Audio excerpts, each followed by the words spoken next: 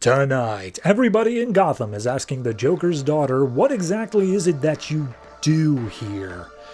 The Phantom Stranger nearly gets a sex scene, try scrubbing that from your eyes, and Supergirl joins the Red Lantern Corps. Or she's already a part of it. We kind of skipped a bit in the middle there. All that and more tonight on the Not-So-New 52.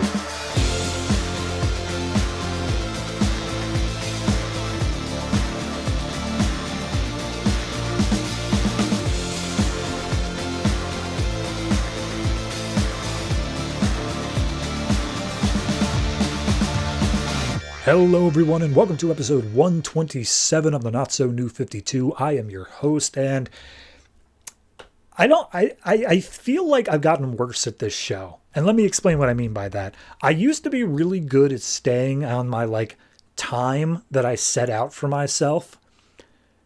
I have gone over so much more recently, and I don't know why. I feel like I'm still talking the same amount, but I'm going over by 2 minutes on every single section. And I know that means nothing to you because it's all just the same, but I can't shut up, which is indicative in this intro because I was going to keep this short, but instead decided to moan about how I can't do my job right. So let me talk about the comics that are coming out this week. This week, we got a bunch of stuff that's worth talking about. We have, in no particular order, Forever Evil Arkham War, Batman, Joker's Daughter, Batwing, Detective Comics, Action Comics, Green Lantern, Red Lanterns, Earth 2, Green Arrow, Movement, StormWatch, Phantom Stranger, and Swamp Thing. Worth noting out of that, obviously the two Forever Evils. Also part of Forever Evil Blight is Phantom Stranger. Batman Joker's Daughter is a one-shot that they're just throwing out here because why not? The Movement is kind of a crossover with Batgirl. And then Green Lantern, Red Lanterns. So this is a bit hard to explain, but basically it was one comic. If you picked up Green Lanterns 28 in single issue format, you were able to flip it upside down and backwards, and you got Red Lanterns 28 on the backside. They're both full issues. It was a 48-page book, but it's two comics in one, and it is literally just the event of Supergirl becoming a Red Lantern. Kinda. I'll get to it in the Green Lantern part, but point being, Supergirl becomes a Red Lantern in this double-page thing. So be sure to listen to those back-to-back. Beyond that, it's a whole lot of... Oh, and Gothtopia is going on in Detective Comics. Honestly, barely even an event. Kind of forgot about it entirely. But yeah, all that's going on. I don't really want to waste any more time getting into it. So let's just do whatever, man.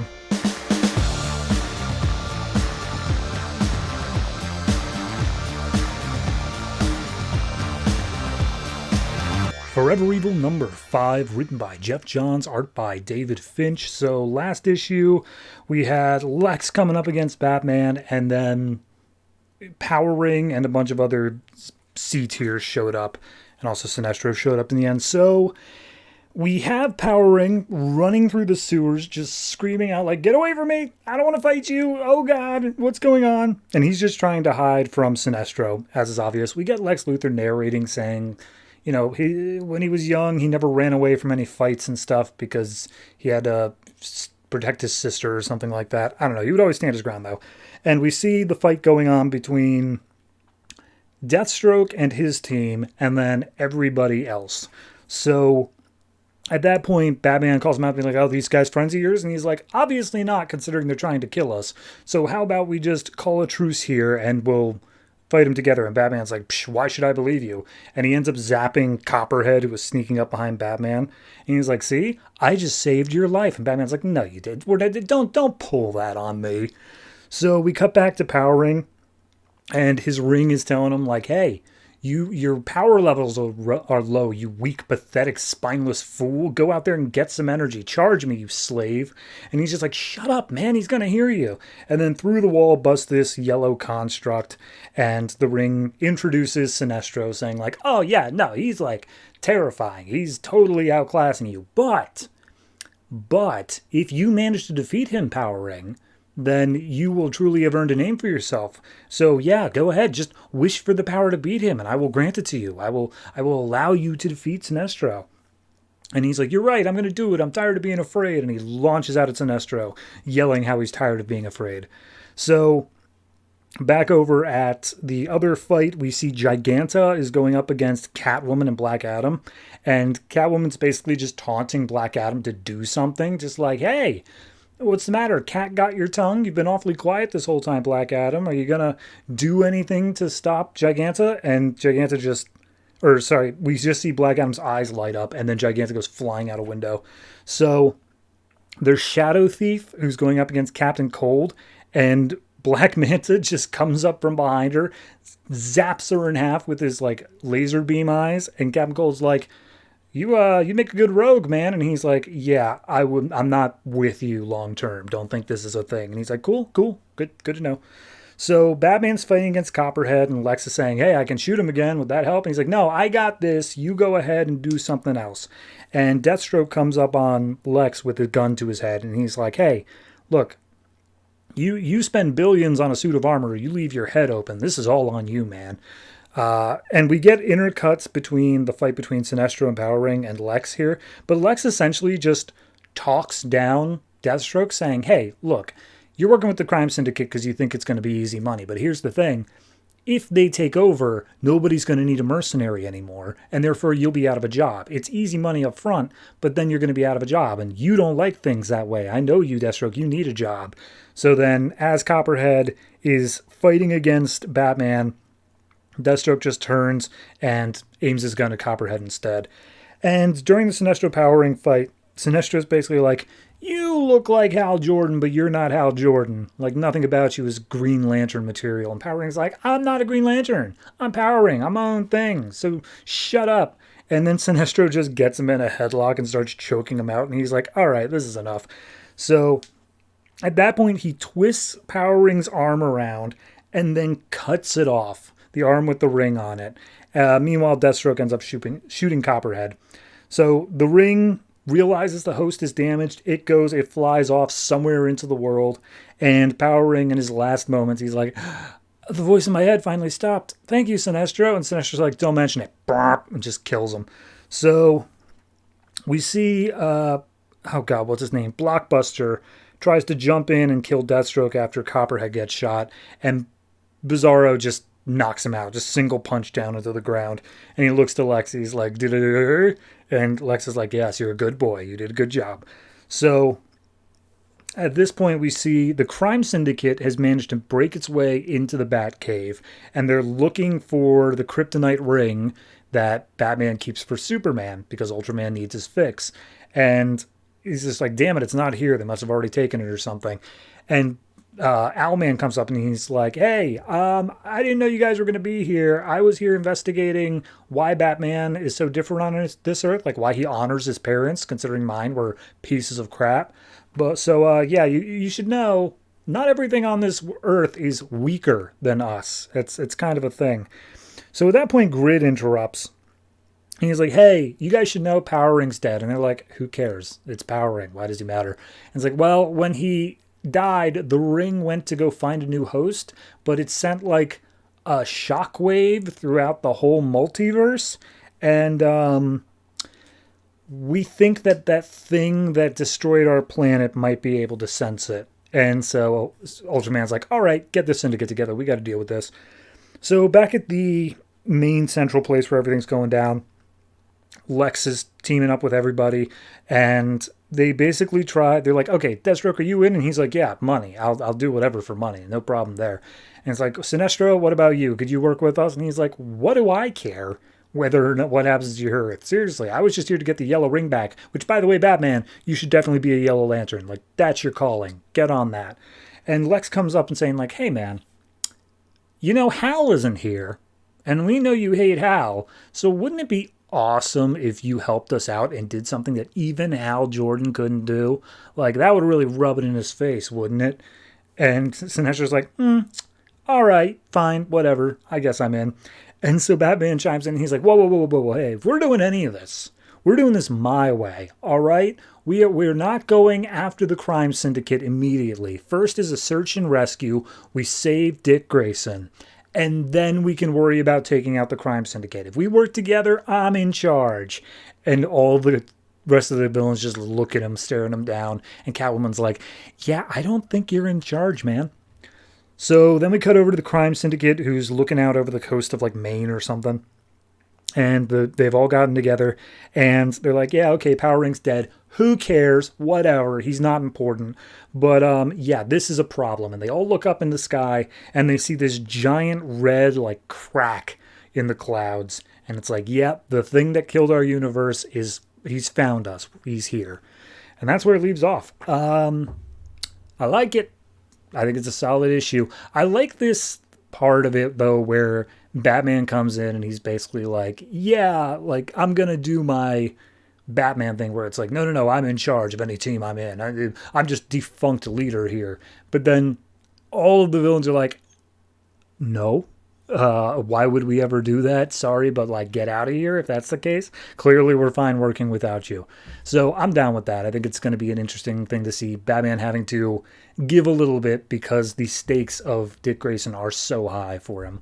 Beyond that, art's great. Everything else is fine. I like how we're finally getting back to the Crime Syndicate, like, doing something. It kind of feels like they've been spinning their wheels for like 4 issues of they introduce themselves and then they're just kind of like lazing about, not doing anything. Now they finally have something to worry about. So yeah, overall, I think this one's probably, I'll give it an 8. It's good. It's a great issue. It's fine. It's just another part of the story, but it's so well done that it gets a little extra bump up.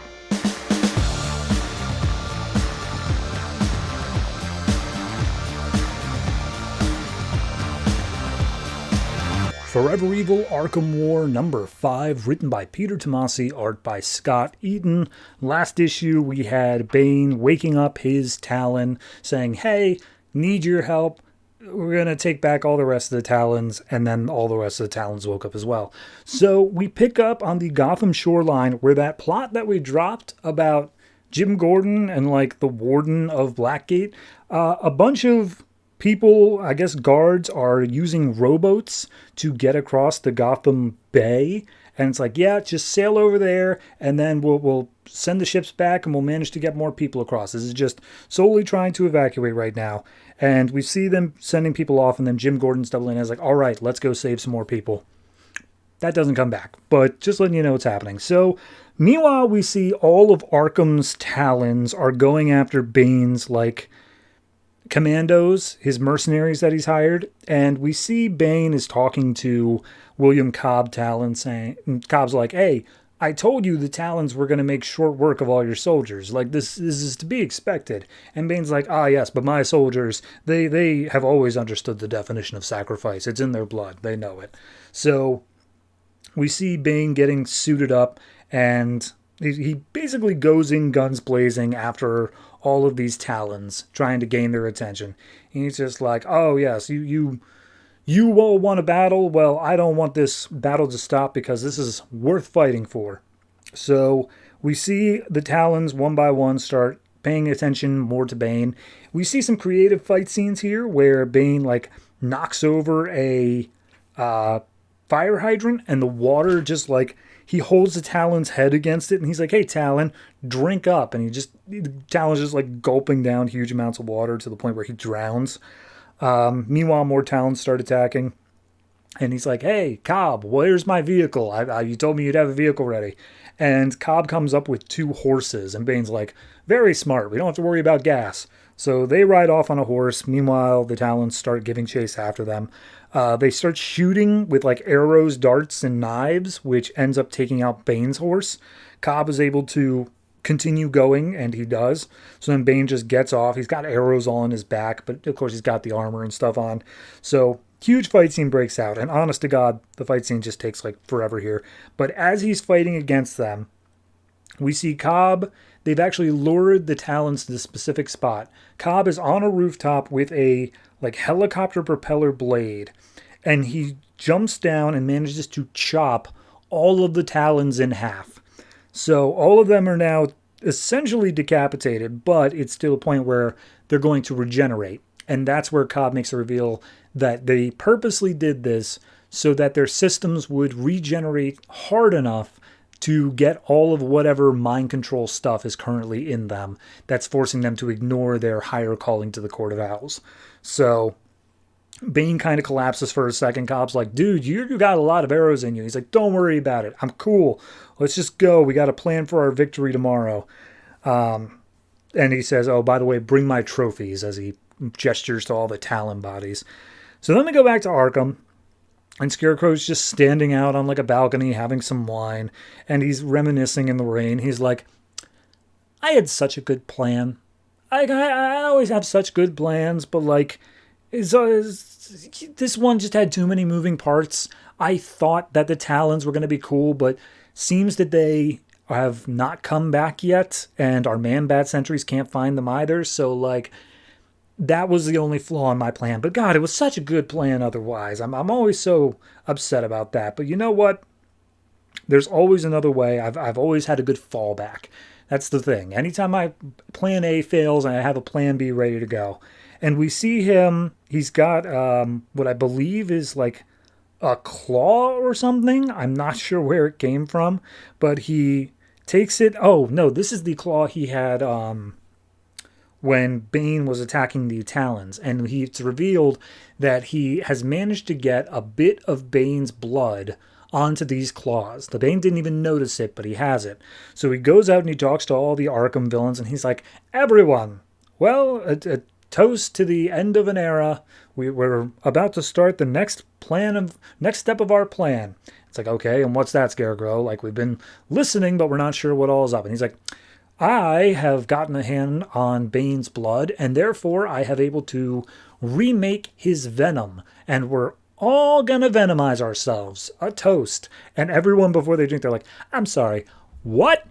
Dude, doesn't that stuff kill you? Isn't it like highly addictive? Why would we purposely inject ourselves with venom? Nah, man, that's a stupid idea. And everyone pours out their wine glasses and they start charging after Scarecrow and just like, dude, no, this is stupid. We're not going to do this. And Scarecrow's like, oh, you guys don't get it. The wine is just wine. Like, whatever, drink up. And he finishes his glass.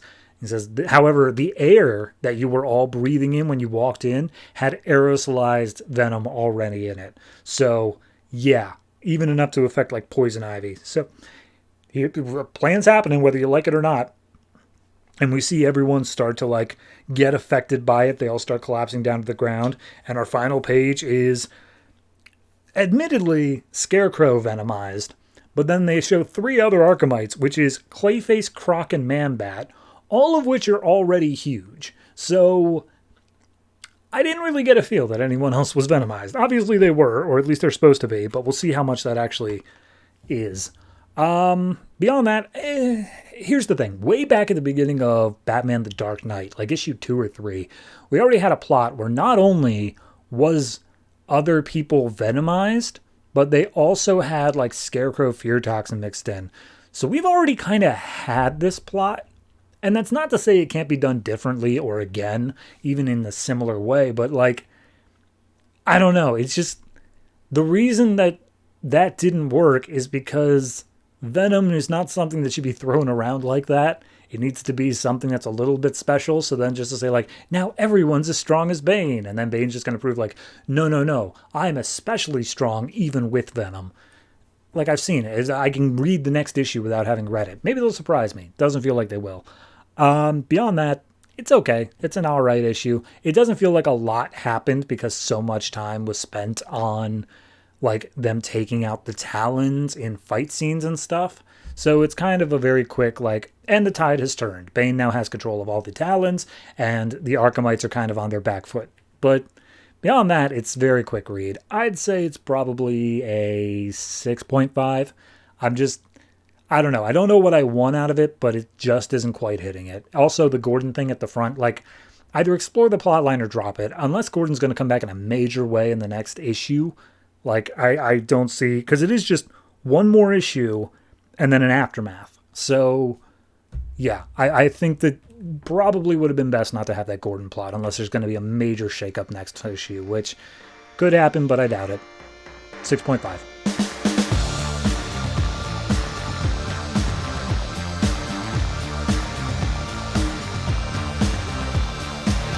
The Phantom Stranger, number 16, written by J.M. DeMatteis, art by Fernando Blanco. This is another part of Blight. And by the way, I looked it up. This is like part 11 or something of Blight. This is way too long of a story, especially considering that last issue, Blight was gone. They dealt with him. It was over. And the issue ended with Constantine having a vision of where exactly Zatanna and the rest of the Justice League Dark are. So this issue opens up with, apparently, in between issues, he collapsed and became insane. He's like frothing at the mouth. He's a madman. He's totally crazy. And we see Nightmare Nurse stepping up and like offering up a little elixir or something to ease it, not cure it. She doesn't have any way to cure it. All the while, Phantom Stranger is narrating, being like, ah, yes, Nightmare Nurse. Turns out the reason this happened is because of the Black Mare curse that both her and John used. He didn't take it as well because of reasons. He went crazy because of it, but she ended up being pretty much the same. So she looks on and she's like kind of happy that John is not doing well because they have a very love-hate relationship, but at the same time she's a nurse. So she's like, all right, well, I'll be back in an hour with your next dose. And he tries like attacking her, and she just uses some magic and be like, no, I'm your nurse. Don't mess with me. I'm not a saint. So at that point, she exits the room and Phantom Stranger steps up being like, hey, man, is he cool? And she's like, no, not really. He's kind of crazy. He's got like psychic scars going on, man. He's not going to be all right. And Phantom Stranger's like, and what about you? You were on the same curse. And she's like, nah, I'm special like that. I'm different. I got a darkness inside me I'm fully okay with. And then she just starts making out with Phantom Stranger. And Stranger's like, okay. And the house like senses that they're about to get it on, so it makes them a bedroom to go into. And they literally climb onto the bed and start getting on each other. And Phantom Stranger's like, oh, yes, this is great. I want her more than I wanted any woman in my life. And then he realizes what he thinks. He's like, wait a minute, no, I was married. Get off me. And he's just like, I had a wife and kids. And he's like, yeah, I had, not anymore. And then you see Phantom Stranger's like hurt face at that. And she's like, okay, maybe I was affected a little bit by that curse. Sorry, I should... Let's take a step back. So, at that point, Phantom Stranger's like, hey, look, I don't know if you're playing me or not right now, but regardless, like, we should try something here. And he grabs hold of Nightmare Nurse's head, and she's like, are you going to read my mind? Don't do that. It's a dark place. You don't want to go. And he's like, no, I'm just making a link. And we see that they, like, spirit away into a different location, and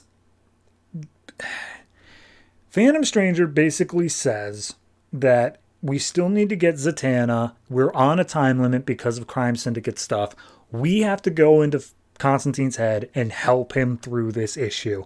And so the place they arrive is in a young John Constantine's bedroom as he's like shaking on his bed. And Phantom Stranger's like, all right, let's start helping him. And Nightmare is like, this is going to cause so many more problems. Like, don't do this. This is a bad idea. And she's like, well, we're already in here. Let's give it a shot. So he goes up trying to help Constantine. And Constantine's like, nah, the lady's right, man. You want to get out of here. And we see that through like the walls and the windows, all of these demons that look like Constantine are like smashing their way in. And Phantom Stranger's like, okay, well, we can take you away to a safe place. And he's like, no, you don't get it. I have to stay here or else they're going to get me.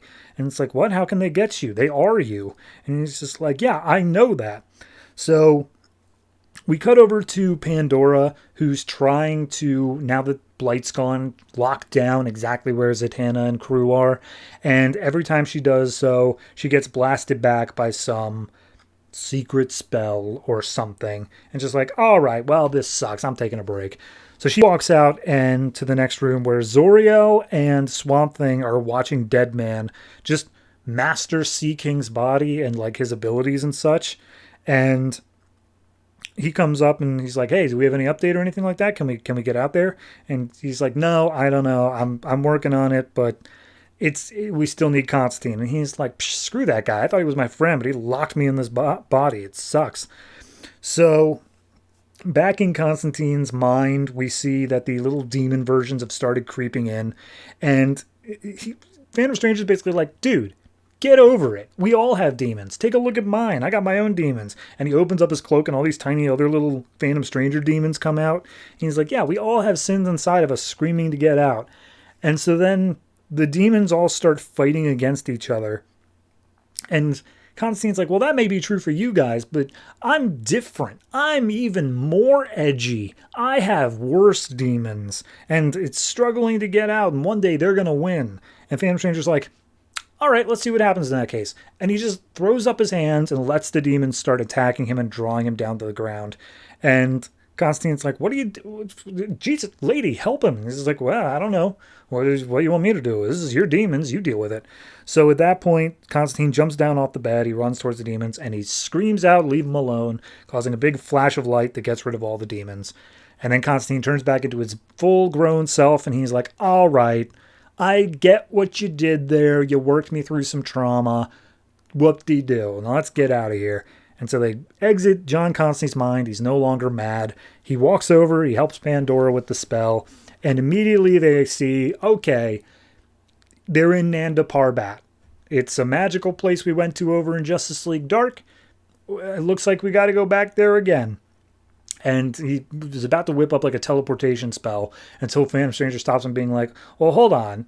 If we bring the house with us or we use a spell, they're going to see us coming. I got a different type of magic. Let me use my spiritual stuff. And so they just appear in Nanda Parbat, which Zoriel then walks up being like, hey, stranger, that's not your power. That's God's power. And he's, because of the stuff you've been doing, he might take away that power. Just want to be totally clear with you. That's on the table. Stranger's like, fair enough. But until then, I'm going to use it like I'm going to lose it. So they see Nanda Parbat is covered in a bunch of protective spells. And they look at Deadman and they're like, all right, this is where you come in. Crime Syndicate runs this place. You're part of the Crime Syndicate. Go act like you belong. And Sea King's like, and what happens if they don't believe me? And it's like, oh, well, nothing, because I'll kill you, but then you're already dead. So there you go. So at that point, he walks up to the door, says, open by orders of the Crime Syndicate. Doors fly open, and a huge horde comes out. And the rest of Phantom Stranger's about to jump into action, but Constantine stops him and literally quotes the Bible, saying, have faith, my child. So Deadman just uses Sea King's abilities, pushes through the entirety of the horde, and makes his way up to what seems to be the final entrance, but then he's zapped back by another spell. And as he's zapped back, again, Phantom Stranger wants to jump in, but Constantine's like, now hold on, I've got faith in this man. So then Felix Faust and Nick Necro step out because they're involved in this plan, and they're like, dude, Sea King, we knew you died, man. We know you're a fake. The Crime Syndicate specifically told us you died. So, of course, I'm going to use my magic to figure out what's really going on here. And they do some magic and they realize, oh, wait, no, crap, this is actually Sea King. Oh, I'm so sorry. Why were we told that you died? And he's just like, I got better. Anyway, how about you show me what's going on? Crime Syndicate orders, unless you want me to bring Ultraman down here. And just like, no, by all means, let's go. So they go inside. We see the rest of the crew has a concealment spell placed on them. And it's like, okay, well, we only got a few minutes with this spell, so let's get in there. Let's do it. And as they make their way in, Phantom Stranger's basically like, oh, but now that we're heading into the Lion's Den, what more madness could be waiting for us there? That's the issue. I liked it. I think it was good. I gotta say, the whole Phantom Stranger making out with Nightmare Nurse thing, that came out of nowhere. Not sure why we did that. Maybe it'll come back, but I highly doubt it. Beyond that, everything else is fine. Honestly, I could really just use the second half of this issue being its own thing, because it's interesting enough that I like the issue as a whole because of it, but it does kind of damper the fact when I think back of oh yeah, we cured Constantine of his madness. That barely seems to matter now at this point. It just feels like we were filling time. So yeah, I don't know. I could have used more of the second half, but the way they did it's fine enough. I'll give this one just a flat 7. I'm not sure what the next issue is. I think it's Constantine. So yeah, we'll see what's going on inside Nanda Parbat there.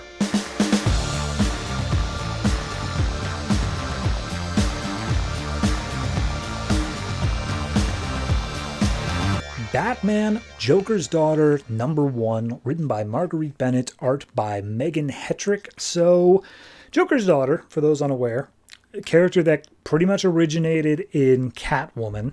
And the idea is that there's this young girl who found Joker's face after death of the family and then said, yep, that's my identity now because I'm crazy like that. And then in Catwoman, she ruled over part of the Gotham underground via very violent means. And then she kind of just became a free-floating character that anyone could use. And I guess Marguerite Bennett had an idea for a one-shot. So we open up with Joker's daughter under, like, in a sewer, something like that. And she's, like, chewing at Joker's face because it's starting to rot. And she's like, ah, yes, my God, the devil in Gotham, the god of death, my daddy. I'm going to find him because I need him to be my true father. I must seek him out. So therefore, I'm going to go to the one person who I know always knows where Joker is, Batman. And so we see there's some school bus or something set on fire, and Batman immediately runs in to try to save it. And as it's on fire, he busts in and sees that it's not actually filled with children. It's filled with, like, mannequins. And one of the mannequins has a note in the mouth that's on purple paper written in blood and says, "Miss me." And she's like, ah, yes. See, if he thinks he's going after Joker, then he's going to go to wherever Joker is because clearly he'll want to arrest him. So I just have to follow him after that point. And so the bus, like, officially blows up. Batman gets to safety. The cops are like, hey, you didn't save anyone. He's like, there was no one on it. It was all just mannequins. Like, that's all it was. And he goes away. He flies off. And so Joker's daughter gives chase. Apparently, Batman goes down into, like, a sewer grate. And then he starts making his way deeper and deeper until he finally comes to this, like, waterfall, this big, like, drop of water. And that's when Joker's daughter says, like, all right, we've reached the point where you can't go any further. I'm going to get some answers. And she comes in with her little scepter thing ready to strike. And Batman just immediately, like, throws her off, being like, okay, look, you weren't stealthy. I knew you were following me, like, way up till then. I thought you may have been a threat, but you're, like, an idiot and also a child. So no, I'm not that scared of you. And he sees that it's the Joker's face, and he's like, oh, I get it. You got, like, the Joker, like, oh, Joker's so cool sort of thing. Look, this drop here, this is where Joker died. He fell off of this, and I could not find his body. So, yeah, his corpse is down there. Do with that what you will. And she's just like, no, you're lying. He's not dead. I'm his daughter. I gotta find my daddy. And she does manage to, like, uppercut Batman, and Batman's like, no, you're not a villain. You're just a messed up kid with a gross mask. You're not, like, a threat. It's whatever. So he puts her in a headlock and saying, like, look, the only reason I'm going to let you even keep this mask is that I want you to see it rotting in your hands and understand that it was always going to be just this rotten piece of flesh for you. And so something comes over the like his police scanner, and he's like, I don't have time for you anymore. Bye. And he just runs out back the way he came. And she's like, what? No, I'm not just a kid. I've killed people. I've killed thousands of people. That's how evil I am. Come back here. How dare you? And so she runs out. And as she runs out, Batman's just sitting there waiting, and, like, the cops are there as well with their, like, guns and handcuffs and stuff like that, and be like, look, you're sick. I know you're sick. I'm going to take you to get some help. Bye. And he just leaves her with the cops, and the cops handcuff her, put her away. And they basically are just, like, saying, like, yeah, no, she's messed up, man. Like, I don't know why Batman went so easy on her with the Joker's face. I figured he'd, like, really want to lay the smackdown or whatever, but I guess he, wants her to get scared straight in Arkham. And as they're doing this, Joker's daughter manages to pull out the handcuffs off of her hands, and she stabs one end of it into one of the cop's eyes. And so the car crashes, and the other cop manages to draw her gun, and Joker's daughter's like, he said I couldn't kill. He said I wasn't good enough to be a real villain. I'll show him a real villain. And she comes up and she starts strangling the other cop with, like, a string.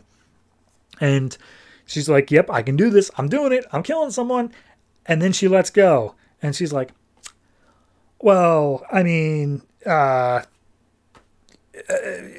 I don't have to kill. I mean, I definitely am a killer, and I'm definitely going to kill. But like the whole reason I'm doing this is now she's not going to be able to speak for days. And isn't that funnier? Isn't it funnier the fact that she's going to have like the scar around her neck like that, and the other one's going to need an eye patch? So yeah, that's what my daddy wants. But like as she's walking towards Arkham, because she wants to go there anyway, she wants to know where her father spent most of his time.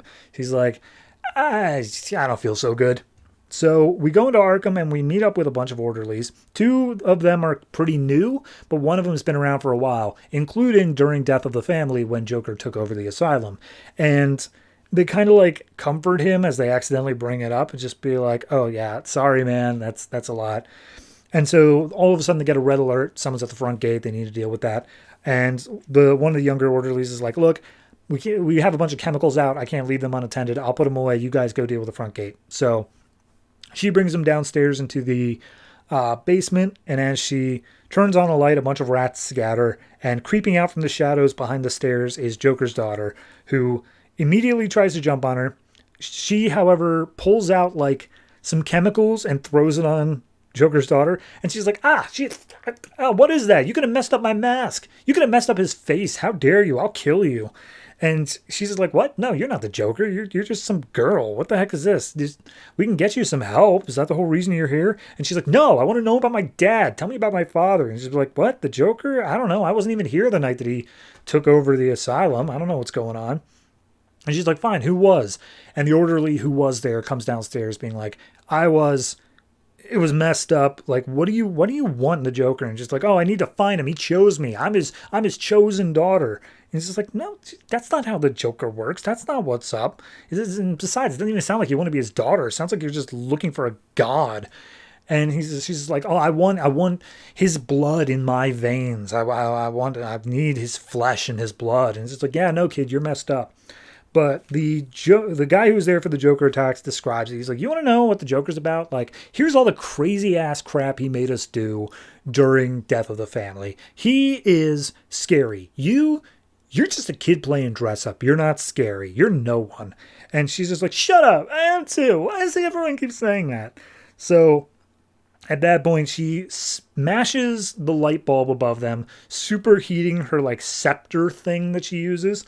And she drives it into the orderly who like saw the Joker stuff, and then like slashes it out of his body, actually killing him. So she's officially committed murder. And then she runs upstairs. She tries to get away, and she's like, "Oh, I've done it. I've done it." And they've turned off all the lights, but like I can make my way through Gotham. And Jesus, I really do not feel good right now. Oh God. All right. Anyway, I gotta find where you were, where your cell was. I gotta find you. And she is contacted by one of the inmates named Anchorus, who was one of the very first patients in Arkham. She has some ability to like vibrate electrons or something. I don't know, but it's able to like make people relive some old memories. And she's like, "Hey, kid, come here. Come here. I knew Joker. I'll tell you all about Joker. Tell you what's up." And as Joker's daughter gets closer, she puts her hand on Joker's daughter's head and is like, "Psych, you're trespassing here. This is a place of healing. Get out of here." And she forces Joker's daughter to like relive some old memories. And we see like she's 15 years old. She's brunette. And despite living in a very happy household, she has like depression and anger, and she uses razor blades on herself. And then she's 16 and she's blonde, but she's always been a perfectly good princess who just snapped one day and killed her parents. And then we go to when she's 17 and she has black hair, and she's always been an outcast and nobody's ever understood her, including her own parents. They hate her so much. And then Anchorus pulls back away and she's like, "Jesus, kid, you were muttering all of that to yourself. None of that, like that can't all be true," which means you're just like picking and choosing your origin story based off whatever feels right to you. That's pathetic. How pathetic are you that you have to steal other people's stories? God, you're such a freaking poser. And she's like, "No, I'm not. Stop letting me that." So she runs out of the building and she goes to the Gotham Reservoir because she's like, this is where Joker came during Death of the Family to start everything off. And I need to feel close to him. God, I thought this would be easier. And like, I really don't feel good, okay? I feel sick. Why are you rejecting me? Why don't you come to me when I try to find you? And she's like, all right, there's only one place I can go. I need to go to the guy who cut off your face to begin with. That's my only hope here. So she goes around interrogating some people off screen until finally she gets the location of the doll maker out in like a shack on the Gotham Harbor. And she budges in and she's like, doll maker, you cut off my dad's face. And also I took out your children. They will recover, but like, don't mess with me. You're going to do something for me. And he's just like, oh God, are you wearing Joker's face? That's gross, kid. That's rotten. I only work in perfection. That's gross. And she's like, no, look, I have a whole villain story. I took over the Gotham Underground. I did a bunch of stuff. And Dollmaker's like, I've heard about the Gotham Underground. That place was doing perfectly fine. And then you stepped up and you like assumed power, but like you made everything worse. You're just like corrupt. You're just like gross by yourself and you make everything you touch grosser. And she's like, do what I say or I'm going to kill your like kids. That's what I'm going to do. And then I'll be your dog. I'll take all of this anger and stuff and aim it towards you. And you won't like that. And he's like, all right, well, what do you want me to do? And she's like, I want you to sew this face onto me permanently. I want it to be a permanent part of me. And he's like, all right, in exchange, you get me some new flesh from the underground. Deal? And she's like, sure, whatever, fine. So Dollmaker does that, and she's like, ah, yes, this is what I needed. This feels right. This is good. This is what I need.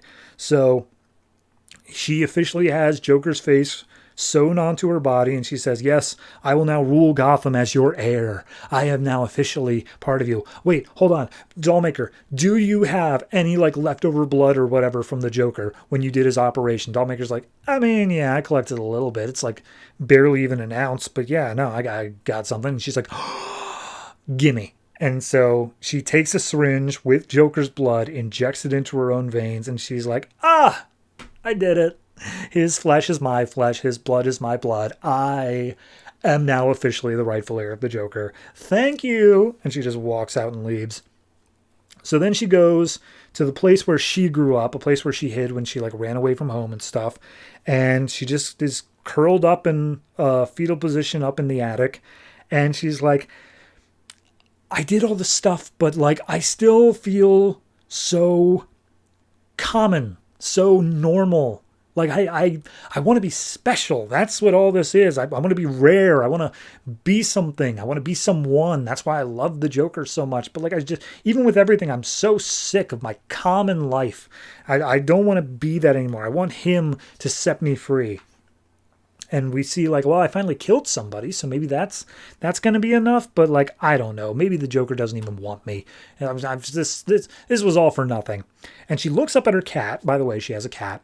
And the cat has a little note tied around its neck.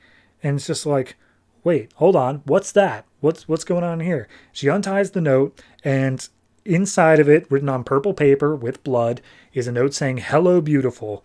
And Joker's daughter is immediately like, oh my God, it was him. He saw me. He saw me. Oh my God, this is the greatest day of my life. I will become your disciple, Joker. Wherever you are, I will do your bidding. I will make Gotham bleed.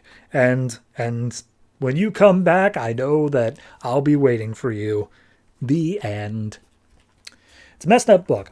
I think it's more messed up by the idea, not that Joker's daughter does anything particularly like heinous. Like, yeah, she kills a guy, and that's bad and all. But it's just by the fact that every single person she comes across points out, like, you say you're Joker's daughter, but, like, you've done nothing to earn that. You literally are just nothing. And you've just assumed this high title of Joker's daughter. Like, screw you, man. You're not worth it. And I like how the book plays with that. It takes the time to say, like, well, yeah, she needs to build herself up. She needs to find something that is her own. And to have the Joker not interact with her, because I do think that Joker would hate her, but to have her just, like, taunted into this position, I like that. I think that's good. Oh no, it's a fine one-shot. I don't see the reason for its existence unless they're really going to make a hard push for Joker's daughter in something. I don't think they do, but we'll see. Overall, I'd say this is probably like a... I'm going to say 6.5, just because if I can't if I have to wonder why the comic exists at all, that means it wasn't like a story that felt it needed to be told. So it can't be like on that threshold of good where a 7 would sit. So I think a 6.5, that sounds about right to me. So yeah, Joker's daughter, wherever she may show up next, at least we have a backstory.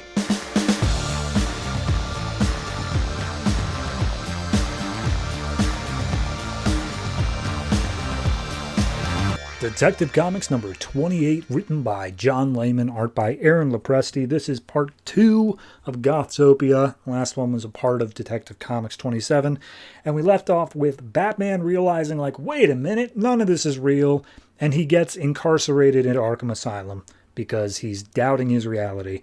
So we open up with Batman in a straitjacket being looked over by Doctors Byron Meredith, Laszlo Valentine, Victor Fries, Jonathan Crane, and Harleen Quinzel. And they're all basically throwing out like, well, this man who's dressed as a bat clearly thinks he's crazy. He's saying that, like, Gotham isn't the safest place in the world. How would everyone like to proceed with treatment of this patient? And we see, like, the psychiatrist being like, oh, let me run some tests on him. And neurosurgeon of... It's literally just all the villains that have a doctor's degree. So we have Professor Pig, Harley Quinn, Scarecrow, Mr. Freeze, and Merrymaker, if you remember him. So they're all like, yes, let's try this horrifically inhumane thing, but we're going to say that it works anyway. So we see Croc is... got him full Hannibal Lecter style wheeled through Arkham Asylum. And that's where Batman recounts. He's like, yeah, so currently the inmates are running the asylum. All of the quote unquote patients are the sane people, the people who are seeing Gotham for what it really is. And we see like Zaz is now a nurse who just enjoys like cutting open people. And Batman passes by Poison Ivy, who of course saw the truth of things as well.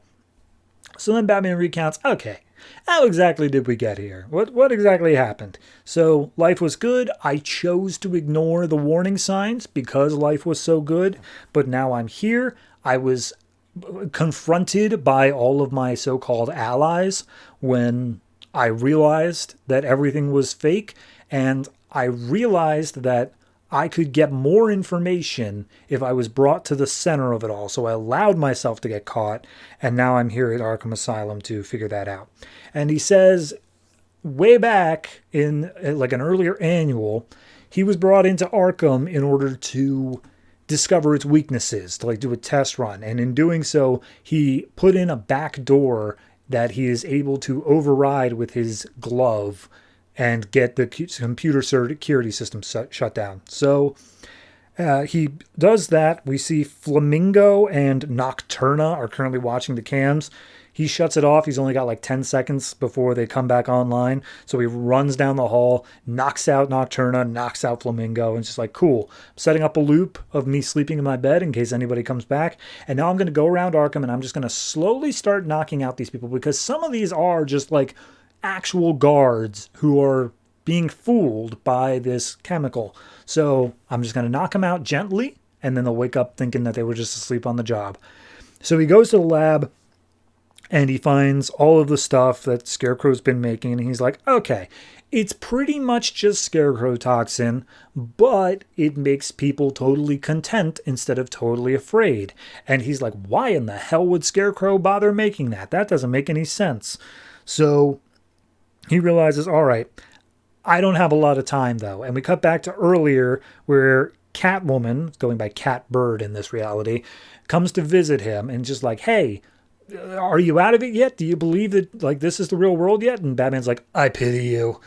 I will get you out of this, Catwoman. And she's like, oh, God, okay, look, you need to snap out of it because I heard the doctors talking. Tomorrow morning, they're not going to like try to keep you anymore. They are going to lobotomize you. You will no longer be a problem patient. So that's as long as you've got. So we see Batman saying, all right, I need to make an antidote. I don't have time to do so. This is my only option. He goes into Poison Ivy's cell and just like, hey, getting you out of here. She just punches him in the face saying, I told you about this before and you arrested me. You suck. And he's like, yeah, well, I didn't know then, but now I do. Anyway, you and me are on the same side now. And she leans in and does the poison ivy kiss, as she tends to do. And he's just like, usually I would fight against this, but not today. And poison ivy's like, usually you would fight against this. What the hell's going on? And he's like, nothing. Don't worry about it. I've got a whole thing. So they're running down, and he's like, by the way, don't try to control me. Like, I need my brain working right now in order to get this going. So they go in, and he basically says, the reason that you didn't get affected is that you have a natural resistance to toxins. Therefore, I need to take a little bit of your blood and like maybe a couple flowers from your weird growing out of your skin thing. And then I'm going to be able to use that to make an antidote to stop Scarecrow. And she says, okay, that's fine, but he's not here right now. Every night, him and the rest of the crew go out into Gotham. They dose people with this that have been dosed with this contentment, and they then hit them with fear toxin. And because their contentment makes them so happy, the fear toxin creates that much more pure fear. And Batman's like, oh, okay, they are making people afraid. Got it. Awesome. Also, let me guess, the people who are hit with this fear toxin are the people who then commit suicide and like realize everything's fake. And she's like, yep. So they go through, they make an antidote. They also make a sedative that they just pipe through the whole system to knock out anybody who's currently still awake in Arkham. And so then they start running out the building. But before they can get out, Killer Croc shows up because I'm quoting Batman here, he's so dumb that the sedative doesn't have time to reach his tiny lizard brain. So Batman tries landing some punches. He's still a little bit out of it. So Poison Ivy ties him up with vines, allowing Batman to knock him out.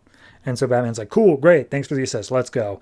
And as they make their way out of the building, Scarecrow's just standing there, and he's like, oh, you really think that you were going to be leaving now? No, I've got something to make you stay. And Batman's like, it's literally nothing could make me stay. And Scarecrow gestures behind him and shows Batgirl, Batwoman, and Talon are all standing there with Scarecrow masks on. And he says, well, how about your friends? So, yeah, that's them. Honestly, I feel like this 4 that we saw are probably the only 4 that we didn't explicitly see getting out of it. Because, like, Batwing in his tie-in definitely got out of it. I think Birds of Prey weren't even in it yet in their issue. Yeah, there was just a lot of things of, who's actually still going to be left to fight Batman. I'm interested. I mean, I think the problem I had with it last time is that they did the reveal too soon. But now that they're just doubling down and saying like, okay, the reveal is done. We're just going to talk about why it happened. And then the last issue is going to be, how does Batman cure the whole city? I'm all right with that. That all seems fine enough. Beyond that, I mean, it was kind of an expository issue. It did it well enough. I wasn't that opposed. My only real critique is they did 2 to 3 pages of like, here's how we got here. But like, that was last issue. I know it was a special issue of Detective Comics 27, but like, you shouldn't have to recap last issue that hard, you know? So overall, I think I'm going to say 7.5. It's good. It's just not great. But who knows? Maybe the finale can really throw something at me that's going to shake me to my core.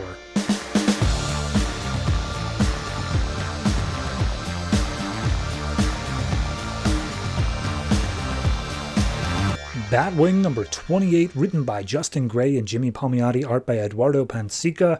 So last issue, what was her name? Tammy? I think her Batwing's sister was kidnapped by Ratcatcher on behest of a new villain named Menace, who is from Batwing's past. This issue picks up with Menace talking to the Gotham Underground, saying, hey, everyone, look, everybody dies. Everything sucks. So I'm going to give you all the chance to make a crap ton of money so that we can all live our best lives, and we will sell death to those up above. And I guess they seem into it. So we're at Gotham City HQ, and Jim Gordon is basically giving a slideshow to a bunch of like higher-ups at the police department.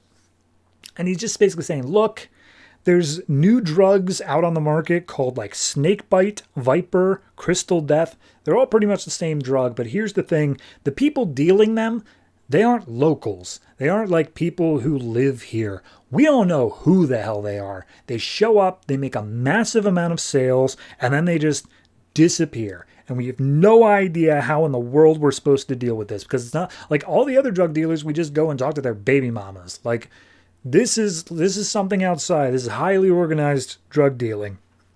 And all of them speak up being like, what? Huh? You haven't made any arrests at all? Well, and Gordon's like, seriously, guys, like, no one is listening here. This is not something that we have the ability to deal with. It's impossible to locate them. They have no records. So then we go to somewhere else, and all of the drug dealers, like the ones that have been living in Gotham, they're also getting together in a cathedral. And one of them chimes up and he's like, hey, look, here's the thing. All of us have gotten our turf, like, muscled in on. Bunch of new people showing up. We got to lay low. We got to just chill. Eventually, these new guys are going to piss off the higher-ups. The higher-ups will deal with it, and then we can come right back in and deal with what we got. Because we are low-level street dealers, and we have no way of dealing with this level of, like, organized activity. And some of them are like, what? And one of them chimes up being like, no, look, if we don't deal with them, people are going to see us as pushovers, and they think they can muscle in on our turf whenever. No, we got to stand up then. We got to do something. And that's when a voice from above says like, yeah, well, I kind of agree with you. And everyone's like, oh my God, it's Batman. Wait a minute. No, that's not Batman. He doesn't have the open mouth bit. That's Batwing. Right. Sorry, Batwing. So Batwing jumps down and he's like, all right, I got some questions for you. And he's like, what do we look like, Google? And he just throws a battering at one of the guys, knocking him out. And the other one's just like, damn, all right, Jesus. So they start firing at Batwing. He starts moving his way through. And he's like, look, I got a problem with the drug stuff. Also, we just had Gothtopia in the timeline of this book, so that was also a thing going on. But I have much more important things to deal with. My sister has been kidnapped, and we don't have, like, any leads at all. So I'm just hitting up all the normal sources I can. So he finishes knocking out the drug dealers, and he's going even a little bit more brutal than usual. Like, he's, like, snapping arms, and he sends a grappling hook through this one guy's leg. He does a full, like, Sub-Zero, like, get over here. So he pulls him back, and he's like, look, young girl was kidnapped. Do you know anything about that? And he's like, no. And it's like, oh, well, she was last seen in her boyfriend's place. This is known turf for you. And this little baggie of drugs was found in the area. And he's like, that ain't my drugs. That's the whole reason we're here, is to talk about those drugs. Were you not listening at all? And he's like, fine, how do I find them? And he's like, no, you don't find them. They find you. And he's like, that's stupid. Tell me how to find them. And he's like, look, it's going to sound crazy, but apparently if you want to find them, you have to talk to the rats.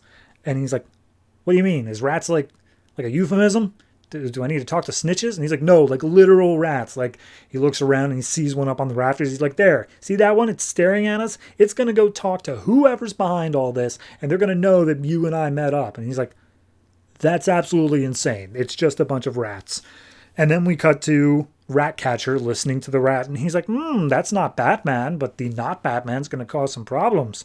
So at that point, Menace comes into Ratcatcher's room. He's like, dear Lord, it smells in here. How do you live like this? And he's like, oh, well, you know, it's just my way of doing things. And he says, like, oh, by the way, we've got a problem. Not Batman's coming. And Menace is just like, stop speaking in riddles. And he grabs Ratcatcher and, like, throws him through some tubes. And that sends all of his rats scattering. So he's like, no, come to me, my babies. And then Menace comes up and just steps on one of the rats. And he's like, dude, focus here. What do you mean not Batman? What's going on? And he's like, Batwing, he is coming, and he's looking for the girl. He's looking for this girl. So then we cut over to the Fox household, where they're talking about, like, whether or not they should put up more posters or stuff, why the police don't have leads. The mother's, like, really wanting to go out and do something, and Lucius is basically like, we've done all we can do at this time. The Commissioner Gordon is literally involved in this case himself. We just got to leave it up to that. And she just storms out angry. She's like, I'm going to go put up more posters because I guess I care about my daughter. So she runs out, and Lucius is like, Luke, look, we just got to let her do her own thing. I know her. She knows that I love her and all that. We're good. She's just got to work this out. And she's like, I better go out and get to the church so we can get the volunteers to go out and look again. And Luke calls out being like, hey, Dad, could we maybe talk about, like, you know, me and you and our relationship thing? And he's just like, is now really the best time, son? Is that really what you want to be doing? Like, your sister's missing. You want to deal with, like, soap opera stuff? And he's like, yeah, you're right. Sorry. Never mind. We'll deal with it later. And as soon as they step outside, turns out their youngest sister, Tanya, I believe. I could be wrong. She was spending the night at a friend's house in order to basically stay away from all this. And the father of the friend comes running up, bloodied, broken, bruised, and got his daughter in hand saying like, oh, Jesus, Lucius, I'm sorry you came for it. It was like a monster truck. It just hit so hard. And Luke immediately goes sprinting down to the house that he came from. And inside is a dead body of like the other dad, because I think it was a gay couple. I could be wrong. And written on the wall is Master Torres was right. And Luke immediately links that to Russell, the kid from his issue like 25 story that eventually grew up to become Menace. So, yeah, we got a personal villain that's tied in directly to Batwing rather than just a Batman cast-off. So, I like this issue. It's solid. I think it does a good job of setting up like this new drug and like what Menace's plan actually is here. I think that having it be, I don't know, it feels like it's kind of just been slowly building over the past like 4 issues. Like we've just been finally getting to this. But I feel like this one would have benefited more from like a solid, here is the arc beginning issue. Instead, we had the 0-year tie-in, a separate issue, then a Gothtopia tie-in, and then this one. And it kind of makes you feel like you didn't know what to be paying attention to in terms of the Batwing plot and the tie-ins that they were a part of, you know? So I think this would have done a little bit better of just having a cleaner start. But as it's going now, it's fine, I guess. Now I feel like I finally get a grip on what the overarching plan is. Beyond that, I'm interested in it. Having Batwing personally invested 2 of his sisters kidnapped. Yeah, no, it's interesting. So I'm going to say this is probably a solid 7, and looking forward to next issue.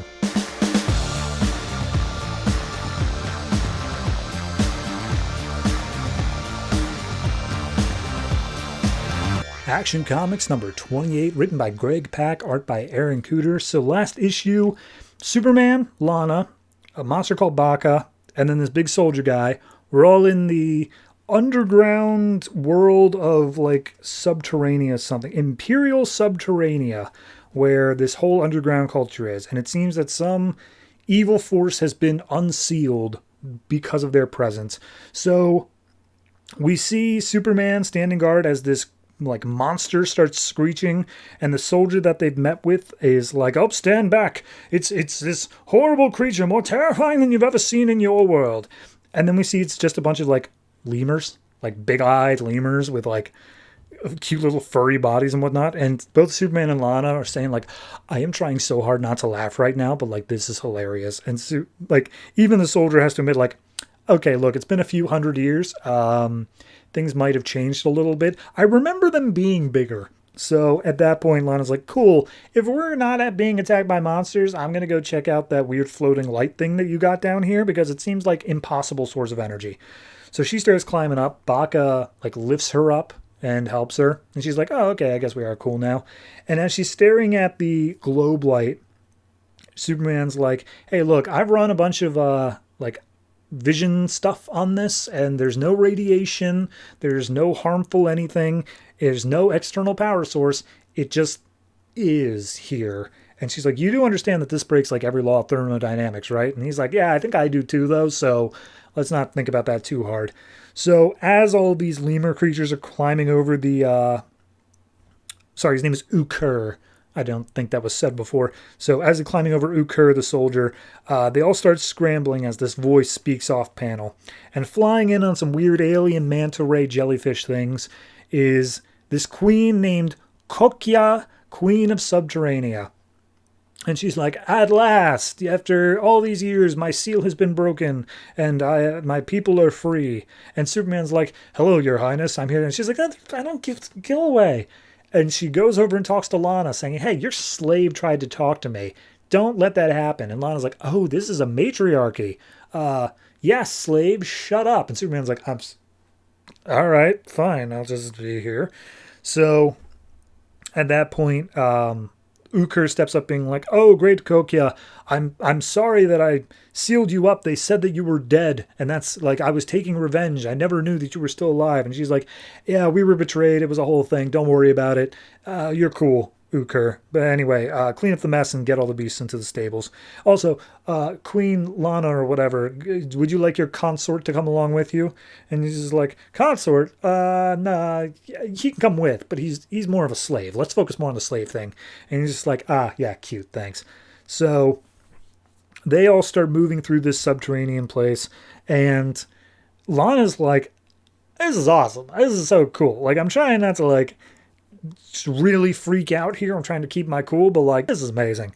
And we see the Ghost Soldier character from last issue has also made his way in, and he's, like, radioing up with someone up top. And just like, yeah, there's a whole civilization down here, and there's, like, a bunch of people as well. And they're like, do not let Superman make first contact. And he's like, that's too late. He's already flying with them. And they're like, damn it. All right, let's just keep up with them. So the Queen keeps on getting Lana's name wrong, not understanding the idea of first and last names. So she keeps saying Lana Lang. And he's like, no, actually, it's two different things. It's like, yes, Lana Lang. So they start making their way through the place. Ghost Soldier is looking through, like, the different, like, artifacts and stuff like that. And it's like, okay, it seems like Lana's really interested in these giant floating lantern things. And she's like, okay, well, do we have a reading as to how they're made? And he's like, nah, but I'm betting it's something sinister. So they make their way to this giant guest bedroom where Lana and Clark are like, okay, well, I guess let's get freshened up. Let's do whatever. Don't peek. And she's like, yeah, no, same to you. So Superman starts taking off, like, his armor or whatnot. And Lana does sneak a little peek, just being like, what? You wouldn't. It's Superman. Come on. And she sees that Clark's chest is, like, actually bleeding. She's like, whoa. You're bleeding. And he's like, yeah, no, when that Ghost Soldier vibrated his blade through my chest, like, that actually cut me. It's something harsh. But don't worry, I'm already healing up. It's all good. And she's like, okay, whatever. But I'm not worried. I'm annoyed because you lied to me. And he's like, what do you mean I lied to you? He's like, you made me think that you killed that monster, and then you didn't. And he's like, yeah, but I saved its life. I mean, isn't that important? She's like, yeah, but you don't lie to me. That's never been a thing you've done growing up. And at that point, they hear a screeching down the hall, and it's just like, well, got to deal with that. So he immediately zooms down, and he sees one of those weird little lemur creatures, what looks to be being tortured inside of, like, an energy grid. And Clark's like, Lana, is energy going in or out? And it's like, out. Looks like they're draining it. And it's like, okay, well, that's not going to do. So Superman is just about to bust in there to completely break everything apart. And Ghost Soldier comes in and grabs him, turns him intangible, and kind of just, like, makes him float through everything. And just like, okay, bro, look, here's the thing. You're Superman. I get it. But let's think about this for a minute. And he's like, what? Huh? I'm going to get off me. I got to save him. He's like, look, you'll turn corporeal in a few seconds, but, like, let me just walk you through this. And the guy on the radio is like, Ghost Soldier, are you fighting Superman? And he's like, yeah, shut up. I'm going to deal with this. And Ghost Soldier just reveals his identity. Says, my name is Leonard Sawyer. I've been a soldier a long time. I've seen things much worse than this, but here's the thing. You are about to start an incident with this uncontacted group of people under the earth. You don't know what that's going to cause. Do not interrupt their thing until you are 100% sure what's going on, because otherwise you're putting the risk of everyone on the surface as well. And Superman's like, okay, I get that. I understand what you're saying, but I can still hear that thing screaming. And that's not how Superman works. So immediately he just turns corporeal, he busts in, and he starts heat visioning all the different, like, towers and whatnot. So we see the Queen saying something in a foreign tongue, clearly something menacing. And as Superman knocks out all the towers and whatnot, saves the lemur, these huge stone golems come out of the walls and start attacking them. And he's just like, all right, fair enough. I understand the risk I may have put at the surface world, but this is a job for Superman. And then Ghost Soldier shows up, and he just starts using his weapons and stuff to slash through the golems as well. So it's like, all right, cool. Guess we can all work together on this. And Ghost Soldier's not one for conversation. He's just doing it because he needs to. So they all keep on trying to take out the golems. As they're doing so, they end up accidentally hitting a bunch of, like, the light orbs that Lana's interested in. She's like, whoa. let's not try to destroy the things that are super possible to like change the landscape of energy back up on the surface. So one of them we see dropping down off of the edge of a building, and Lana goes to basically try to catch it, and Uruk gets in the way, but then Baka knocks Uruk out of the way, and she manages to catch it. So we get the reveal here that apparently each of them is made up of life force, and that's what they were draining from the lemur, and that's what powers the lights. So now that she's figured out that, she takes one of them. Superman just heat visions away through the rock back up to the surface. Baka, Lana, Superman, and Ghost Soldier all make their way out, and just like, all right, cool, let's go. And as they get back up to the surface, Lana's like, all right, you did good job. And then one of the lemurs starts sneezing, and it's like coughing a lot. And Superman's like, oh, they're probably not used to this environment. That's something we're going to...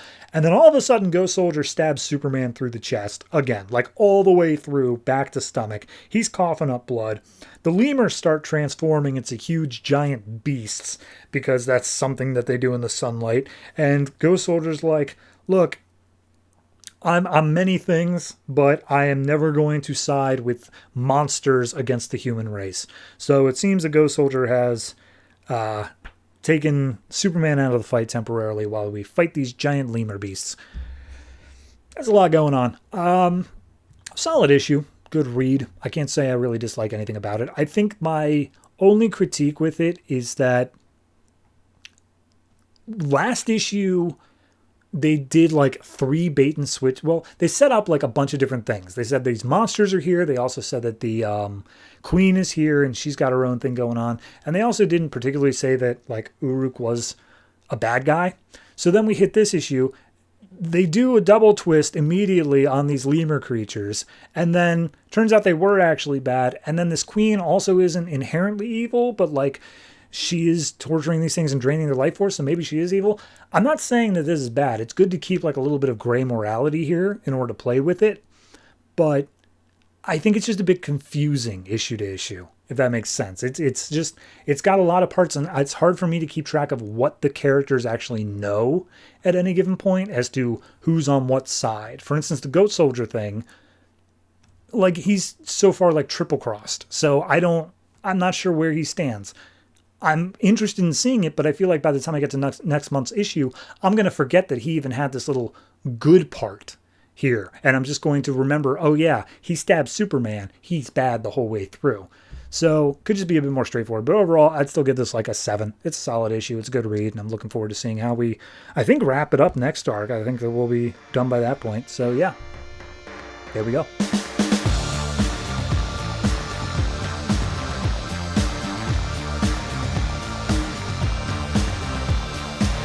Green Lantern number 28, written by Robert Venditti, art by Billy Tan. So this is Red Alert Part 1. And we open up, last issue, I can't even remember if it was the annual or what it was, but basically a bunch of villains have sided with the Green Lantern Corps in order to fight the Durlans and the Khund. So that's happening. Anyway, we open up in Sector 3014, where we're introduced, I mean, I'm sure they're established characters, but 2 different lanterns are just flying through space saying, hey, we've got a bunch of SOSs coming through as a bunch of different sectors being attacked. We got to go help out whoever we can. But as they're flying through, they see a bright red light, and they're like, ah, crap. Red light, that ain't useful. All right, let's see what we got to deal with. And then zooming through space is Red Lantern Supergirl, who's just screaming gibberish, just rah, rah, rah, rah, and just like, oh god, a Red Lantern, we really don't have time for this. So at that point, they stop and they're like, look, just do our job, we'll do what we can, and we'll take it out. And it's like, stop, you are under arrest for improper use of the emotional spectrum. And Supergirl just grabs hold of one of them and is like, rah, rah, rah, and starts spitting all over his face, and he throws up a shield. He's like, Jesus, get this thing off me. So she tackles him into an asteroid field. The other Lantern, who by the way is a frog, takes one of the asteroids and like throws it at Supergirl, to which she uses her heat vision and zaps it, and that causes her to kind of run out of energy. She falls asleep, comatose, and the lanterns put her in a little Green Lantern casing, and just like, Jesus, man, have you ever seen a Red Lantern get so angry it comes out of her eyes? That's crazy. Anyway, let's get her back to the planet, and we'll see what we should do from there. So, back on Mogo, Hal's giving like a sworn oath, but he's using like the American military one because he doesn't know what oath he should be giving.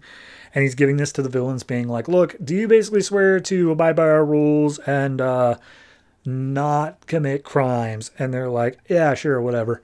So at that point, the Green Lanterns are like, all right, every one of you villains, you've got to partner up with somebody. You got to do something. You all have assignments. And the villains are like, God, can't we just... I don't want to do like paperwork. This sucks. So Hal talks to John and he's like, John, did this get better or worse? I can't tell. And John's like, look, we've got a fight to win. We have to make some uneasy alliances. We'll do what we have to. The Durlans, like, we can't even trust our own right now because the Durlans could be any one of us. And that's when one of the lanterns, Vath, he goes over to the lanterns who have sworn not to use the light anymore because of their draining of the spectrum. And he's like, yeah, isn't that convenient that just when the Durlans are invading, you guys decide to not use the light, which would be a totally foolproof way of showing that you are lanterns. That's weird. Maybe you're already Durlans. And he's like, what do you want? What are you going for, Vath? And he's like, oh, no, just give me a spark. Just a tiny little spark. Come on, you could do that. Just a tiny little one. And so one of the guys just makes a full, like, construct of a hand, pushes Vath away. He's like, screw you, man. How dare you claim that of us? So at that point, Hal's like, yeah, while I don't want to be pointing fingers at any like actual Green Lanterns here, we probably should be investigating like our service crews and stuff like that, like the civilians that are around. Let's go ahead and get them all interrogated and we'll see what's up. And as he's saying this, immediately the Green Lantern who got attacked by Supergirl first, he goes flying through the trees, and Hal sees him like, Jesus, all right, dude, what's up? What happened? And everyone goes over to where he was thrown from. The frog one goes flying as well. And just like, oh, okay, this isn't good. And as they look down into the area, they see Red Lantern there. And it's just like, oh, okay, another Red Lantern. What's up? Where did you find this? And be like, oh, it was in Sector 3014. And it's just like, okay, but like, who is she? Why? I know the Red Lanterns. There's only like 5 of them. Who's this one? I've never seen this one. And Hal makes the point of like, wait a minute, hold on. Did Guy send out more rings? Did he make more Red Lanterns? Christ, I do not need this right now. One crisis at a time.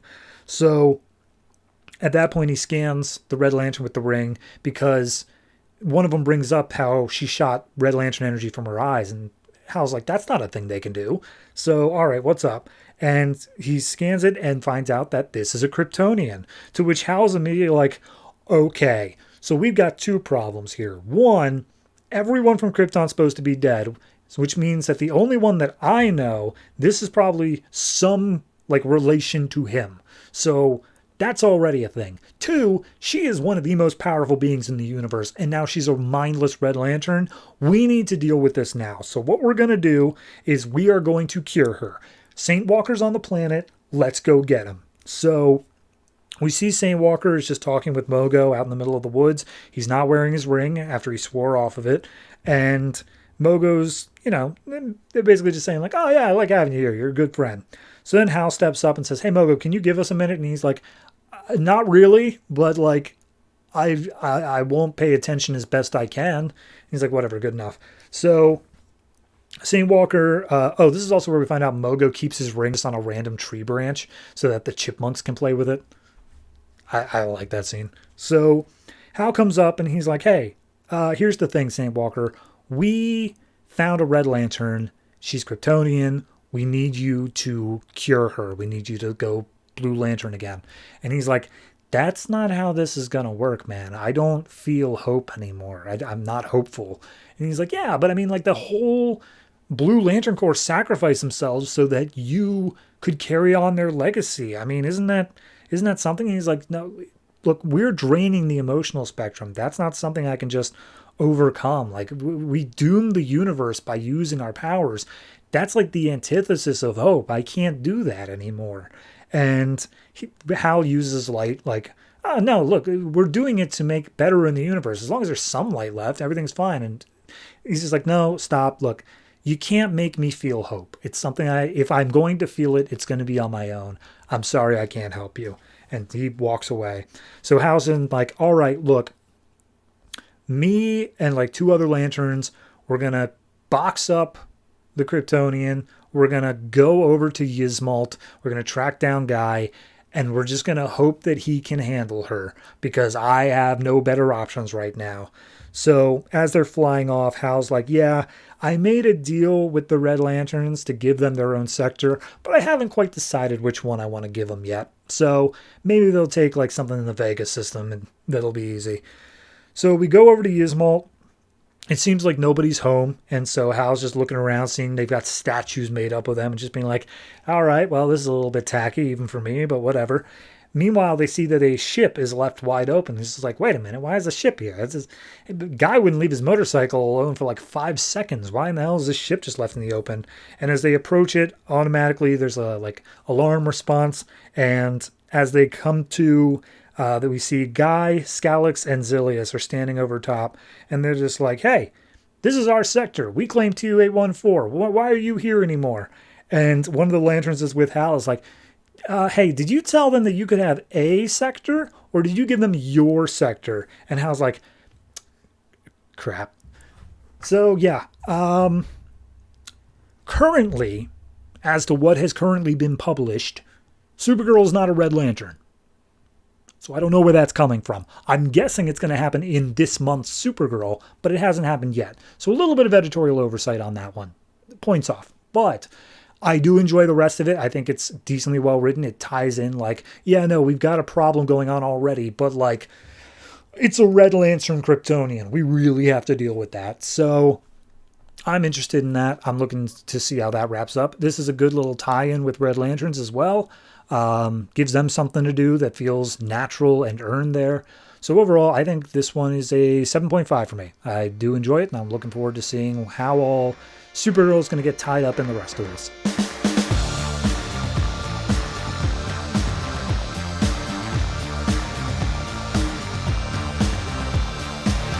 Red Lanterns number 28, written by Charles Soule, art by Alessandro Vitti. This is part 2 of Red Alert.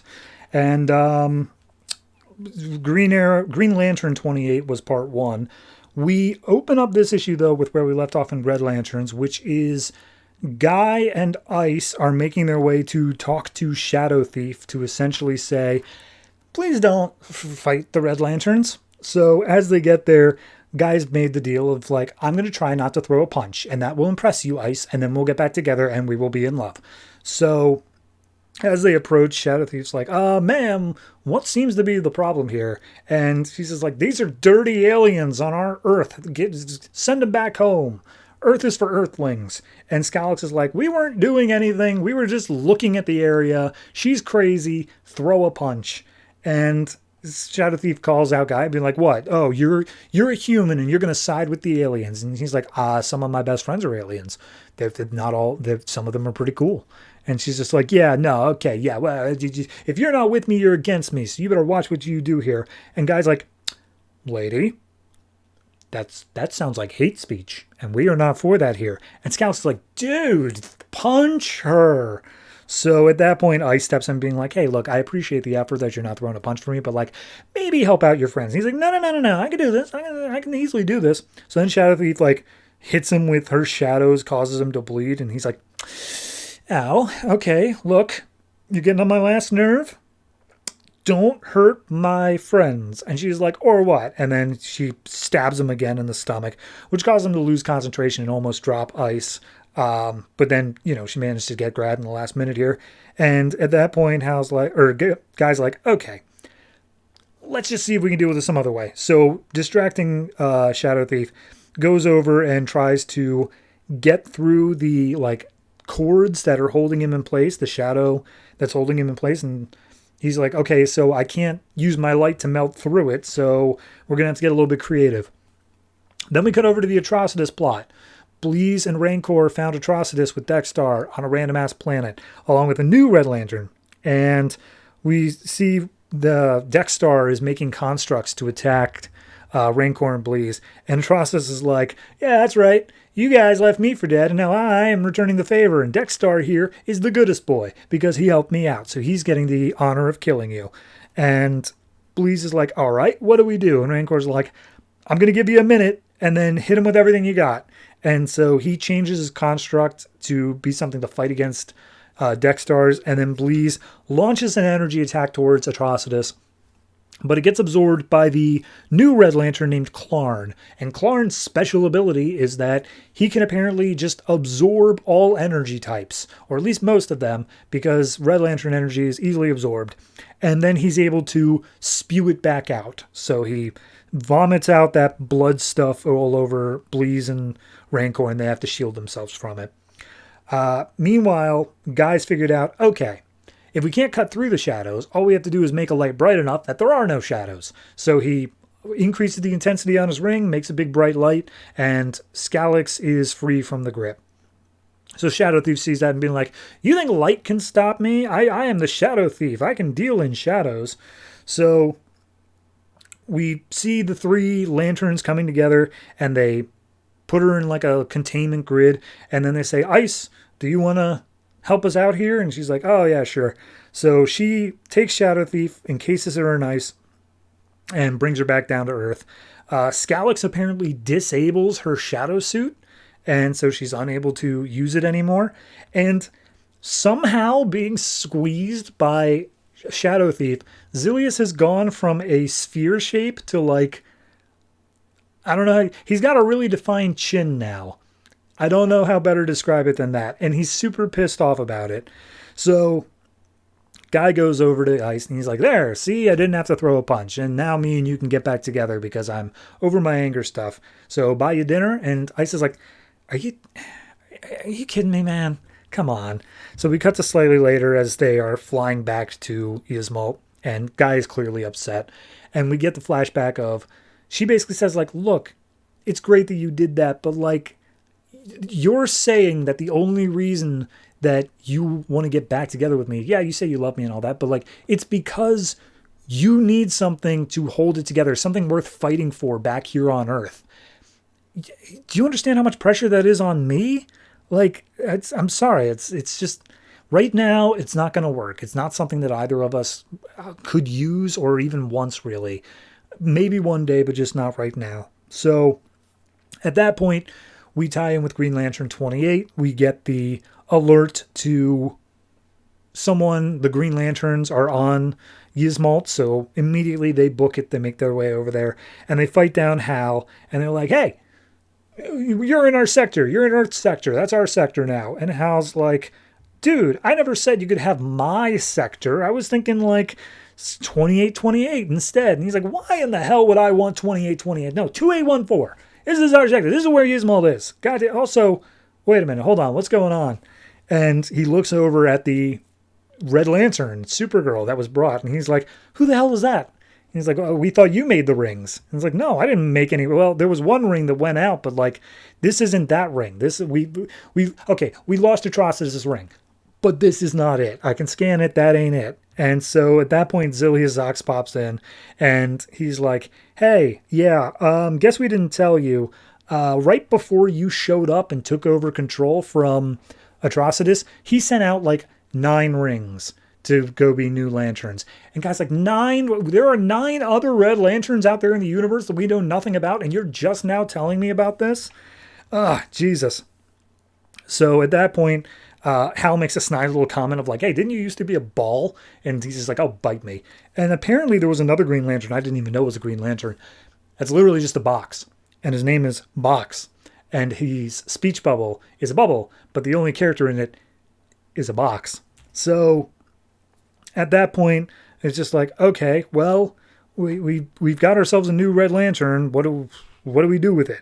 And Hal's like, I don't know, Guy, but you need to keep a lid on that. And he's like, hey, shut the hell up. This is my Lantern Corps. This is one of my lanterns, and you're on my planet. I will deal with this. So look at this. You're not like you don't have to deal with every problem in the universe, Hal. You're not Superman. And as soon as he says Superman, Supergirl just activates, crashes out of the Green Lantern construct that was holding her in. And immediately it takes the combined might of the Green Lanterns and Red Lanterns to hold her down enough to dip her down into the Blood Lake, because that's going to be the only thing that's going to snap her out of this rage she's currently in. So we go back to the Atrocitus fight, and the Rancor and Bleeze are pinned down. Atrocitus is about to lay like a killing blow at them, and Rancor's like, look, we don't have much other time. Only one of us has to die. And Bleeze is like, oh, you're going to sell me out, huh? And he's like, not at all. I am going to fight while you free yourself. And she's like, what? Huh? Why would you do that? And he's like, I don't know. Ratchet showed me that sacrifice can be, for the betterment of all. So maybe this is that. I don't know. Regardless, go free yourself. Tell the others that Atrocitus is still alive. She's like, I'll come back for you. And he's like, don't do that. You're going to kill yourself. He's get out of here. So Bleeze flies away. Rancor steps up to Atrocitus, and it seems like that will be the end. But we go back to Guy and Hal, who are just sitting at the edge of the Blood Lake as they're waiting for Supergirl to come up. And he's just like, all right, yeah, this will just take a little bit. Thanks for bringing her out here. And he's just like, oh yeah, I mean, I was going to cure her, but that didn't really work out. It's the first good decision I made, I guess. And Guy's like, no, look, being a Red Lantern isn't like bad. Like, these guys aren't evil. They just think differently than you do. It feels nice being here, it just works. And then they get down to the negotiations, and it's just like, all right, look, you can keep Sector 2814, Hal says to Guy, but Simon Baz is an Earth Green Lantern. I need him on that planet. Call him an ambassador or whatever, but he needs to be there. And Guy's like, all right, fair enough. But like, he stays on Earth. He doesn't do anything else. Sold. So they shake hands, and he says, by the way, get a haircut. And Guy's like, psh, you wish. So at that point, Supergirl comes out of the water, and Guy's like, hey, welcome to the Red Lanterns. What's your name? And she's like, oh, my name is Kara Zor-El. And Hal steps up and he's like, whoa, hey, Guy. L is the last name of Superman. Like, his name is Kal-El. L is her last name. I think they're related. I think you got someone who's related to Superman. And the guy's like, that's awesome. So that's the issue. And I'm sure we will continue on in the Red Lantern book later on. What's going on with that? I like it. I mean, I think it's a shake up to the status quo. I really like Guy being here in the Red Lanterns. I think it's been a good job with that. Bringing back Atrocitus. I'm glad we finally got back to that. I don't know. I'm having a fun time. I think that's the thing about this book, is that it's just a fun time throughout. Even when we have characters like making sacrifices, it still is just a good read, So overall, I'd say this is probably I'll give it I'll go ahead and say 8. I think that it's a low 8, but it is an 8. So yeah, I'm enjoying it. I'm looking forward to the next issue.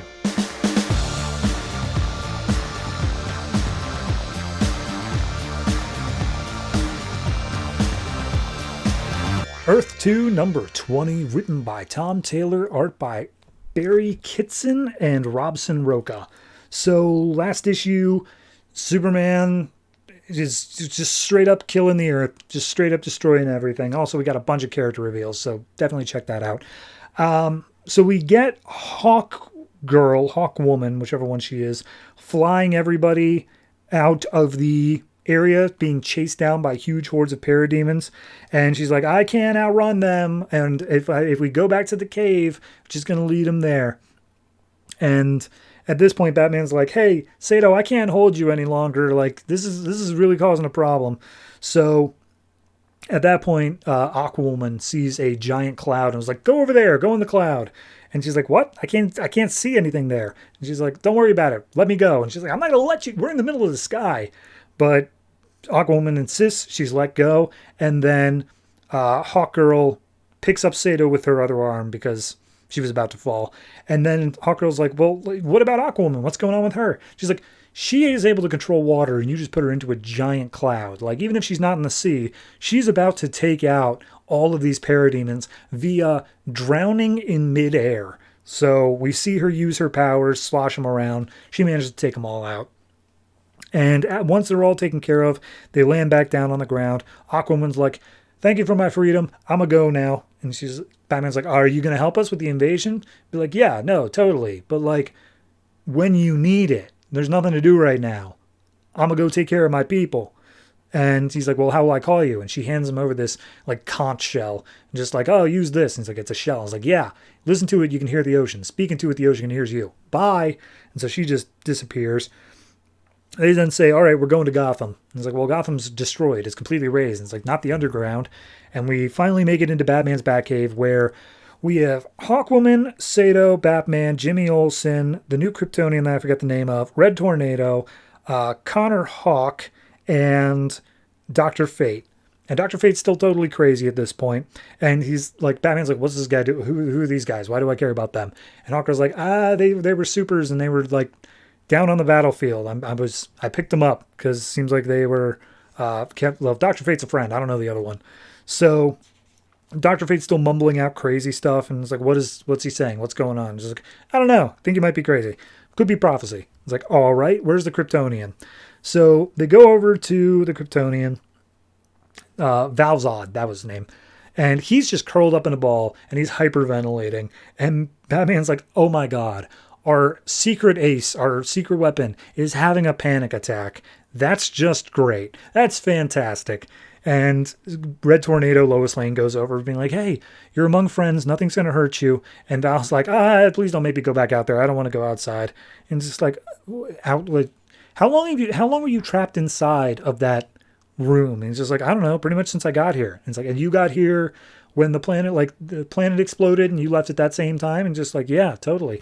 And so Lois is like, yeah, he's been in that room for like decades at this point. His entire life's been spent down there. And Batman's like, we have an agoraphobic Kryptonian. That's just great.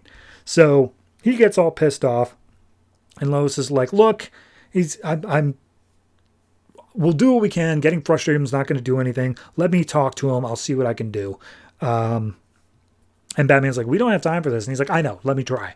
So we go back over to Superman, and he's talking to an army of parademons. And he's basically saying, all right, there is one true God. And that one true God is Darkseid. So we're going to start by tearing down every church, every cathedral, every chapel, and they literally show it in panel here, Church of Scientology. Love it. And they just tear them all down, including the Christ the Redeemer statue in De Janeiro. It's like they have constructed false idols. They believe in lies. We will show them the truth that there is only one God and his name is Darkseid. And so Superman is fully establishing the New World religion. So at that point, Red Tornado is trying to talk to Val. Meanwhile, Jimmy Olsen is staring over at Lois, and Lois is like, hey, Jimmy, why are you staring? She's like, I'm sorry, you were in early development when I hacked in before. It's crazy to see you fully developed now. It's awesome. And she's like, yeah, well, I'm not a thing. I'm Lois Lane. And she's like, Lois Lane? Lois Lane is dead. And he's like, yep, well, not anymore. Guess I'm back now. And it's just like, oh, well, that means you were with Superman. Like, it means the only way that you could have reported on him. Like, clearly Lois and Superman were a thing. There's fan fictions like crazy all over the internet. Don't read them. And as he keeps on going off, and Lois is like, Jimmy, let's tone down a little bit, okay? Can I just talk to Val? And he's like, yeah, sure. So Lois takes a minute and talks to Val and just being like, look, I know you're scared. I'm scared too. Yesterday I was apparently dead. Today my husband showed back up. He's totally evil. He's destroying the world. My dad died, and now I'm in a robot body. Like, yeah, everything sucks. And Val's like, okay, but then doesn't that just confirm my point of like why I should be doing this? And he's like, no, because that's not like the way to live. You got to be able to like go out there and do things. And right now there's an evil mass murderer going around destroying the planet, and you might be the only one who can stop him. So like, we don't get the opportunity to be scared here. You just got to be pissed off about it. And Val's like, okay, do you know, like, I know what the sun does to me when I go out into it. I don't want to hurt anybody. And Lois is like, good. That's exactly how my husband thought. He doesn't want to hurt anybody either. You're just like him. And it's like, I don't want to be just like him. He's out killing half the planet. It's like, no, that's not my husband. He can look like my husband, but that's not my husband. He would never do anything that would disappoint his mom and pa. And trust me, I know that. And she's just like, okay, so are you good? Are you ready to head out at least? And he's like, I don't want to fight. And he's like, I'm not asking you to fight. I'm asking you to just open the door, head outside, take in the sun. And Batman does so. He opens up the door, he lets her out, and he's like, oh, it's too much, too big, too much. And he's like, all right, just close your eyes. Close your eyes and just feel it. This is where you belong. And that's the end of him just taking in sunlight and feeling like he's finally at a place where he belongs. To the point where it says the end at the bottom of the page, which I don't know what we're ending there. Is that the end of the arc? Is that the end? It doesn't feel like it. Anyway, solid book, solid read. I think that this does kind of feel like a pacer issue in between things. Obviously, we had the annual, Earth 2 annual, which described how Batman came to be, which kind of feels like it should take place after this. But yeah, no, this kind of feels like, all right, the primary focus is we need to get Val at least up and running. We need to get him moving. Everything else kind of feels inconsequential. Maybe getting Aquawoman away from the rest of the group. That's kind of a thing. But yeah, no, the parts with Superman tearing down the religious orders and everything else, it's solid. It's world building. I don't have a problem with what they're doing, but it does feel like it's inconsequential at the moment. So overall, I'm going to give this one I'll give it a 7.5. The 0.5 is only because there were like 3 or 4 panels in this book that like I really liked. Like they gave some good like reaction images, you know? But beyond that, it's just a fine enough story, and we'll see how it continues on past whatever the end means.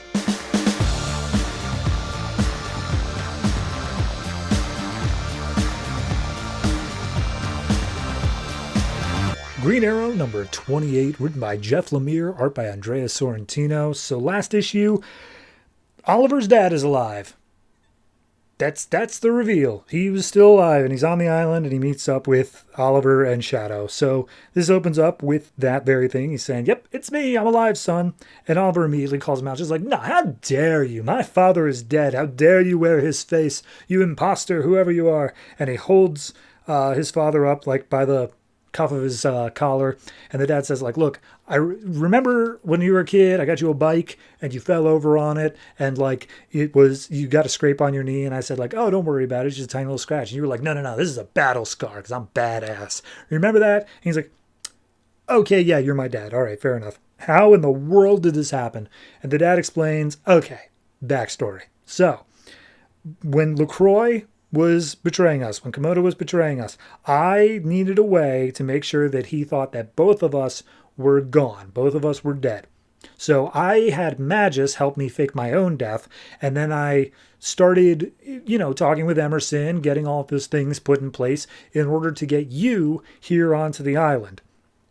But, you weren't ready for the truth, so we had to do this whole elaborate game where you ended up learning how to do bow and arrow on your own.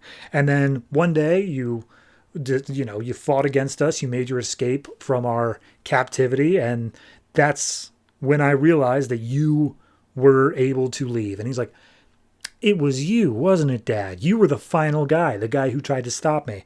And we see like this mercenary looking guy wearing a mask and having a sword. And he's like, you tried to kill me. And the dad was like, I had to be sure.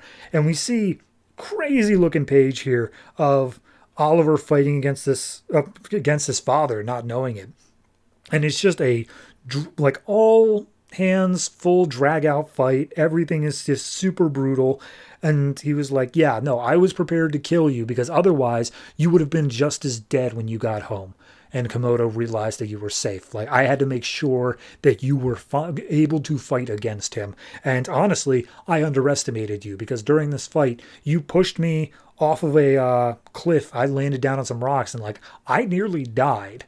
And that would have been like the ultimate irony, but Magus saved me. He brought me back to health. I had Emerson arrange for your rescue soon afterwards. It took me 2 years to recover, and we had to bide our time until I got better. However, during that time, the outsiders started making their moves. Shadow got impatient, so I set out a false trail that led her to get captured by Vertigo. And then I saw, Green Arrow was a thing. And I was like, well, that's gotta be my son. So yeah, I was saying, all right, we're ready. Once Komodo attacked, we're ready to act. And that's when I had Magus go and pick you up. All that to be said, you're my son. You're here for your birth right now. We can go to war together. This is the totem arrow of the Arrow clan, the green arrow. It is yours. We will reclaim the outsiders. And Oliver's like, this is just a stupid arrow. This is stupid. It's a normal ass arrow. I was with Mom when she got sick and died. Where were you? You're not my dad. Screw you. I'm done with this. How dare you? Also, screw you, Shadow. And Shadow's like, I don't even know what I did. But then all of a sudden there's a big rumbling. And Kodiak from the Shield clan busts in. He's like, hey, I heard you guys shouting in here. I'm going to fight you all now. So then we go back to Seattle. And Naomi and Henry are basically talking about the crime in the city. And how the normal, like, not drug lords, but like the gang leaders have all gone missing. And there's this rumor about a guy named Richard Dragon. And good old Dick Dragon, he's basically a ghost. Nobody knows like what's going on exactly until Andy Diggle walks in the door and says, hey, this used to be my place. And immediately Henry's like, who the hell's this guy? And Amos like, wait a minute, you're Andy Diggle. John. Why did I say Andy? Andy's the writer. You're John Diggle. You used to work with the Arrow team. You worked with Roy. You were in our positions back in the day. He's like, yeah, totally. I guess Oliver talked about me. Anyway, Dick Dragon. Yeah, he is an actual threat. He's a thing going on. Let me guess, Green Arrow's off traipsing around the world with a beautiful woman, right?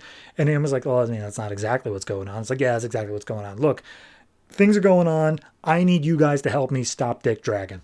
So then we cut over to Prague, where Komodo is with Emiko, and he's getting ready for like an official event sort of thing. And Emiko's like, it's no fair. We haven't been out to hunt since like Seattle. I have to sit here at home. I want to go out and fight. And he's like, no, not now, but like soon. I promise. Once I've taken over once I work with the outsiders here, I'm going to be able to take you out whenever we want. And Emiko's like, why don't we just kill the outsiders? You should be the head of them anyway. And Komodo smacks Emiko and says, don't ever say that.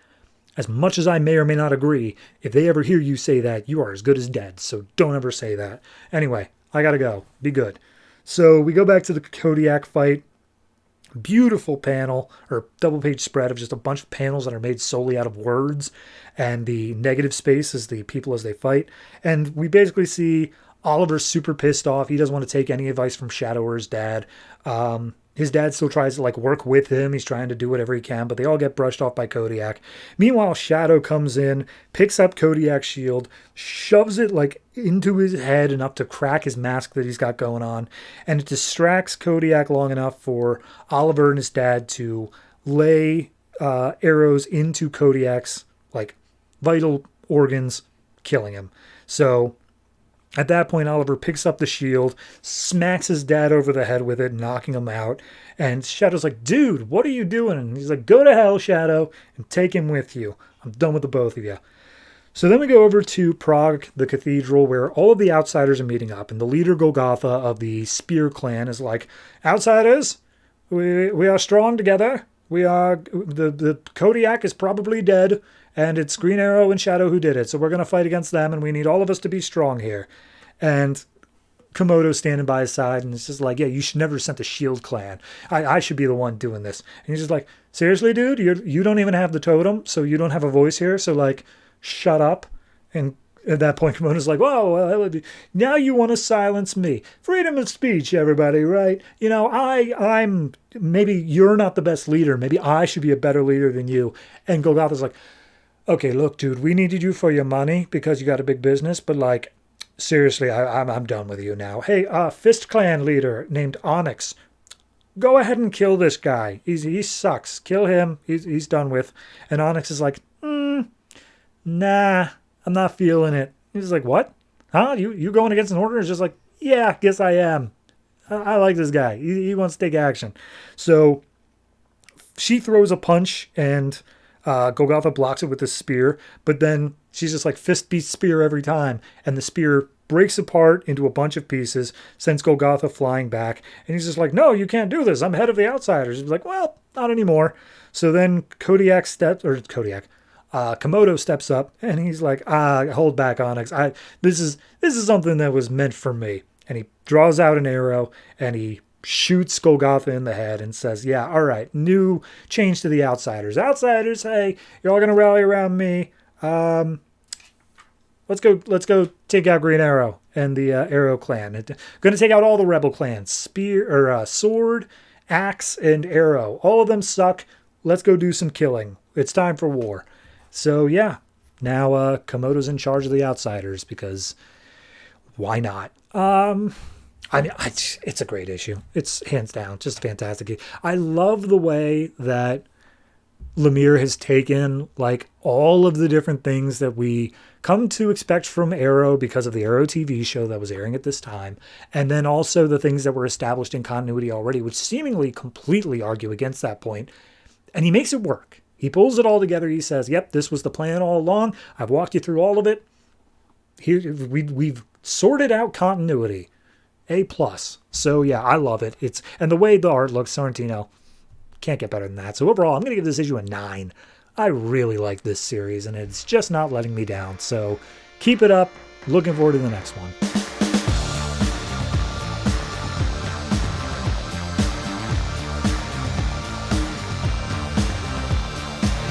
StormWatch number 28, written by Jim Starlin, art by Alan Jefferson and Cliff Richards. So last issue, we had Extremax sensed that the collective were going back in time to kill humanity in the dinosaur days.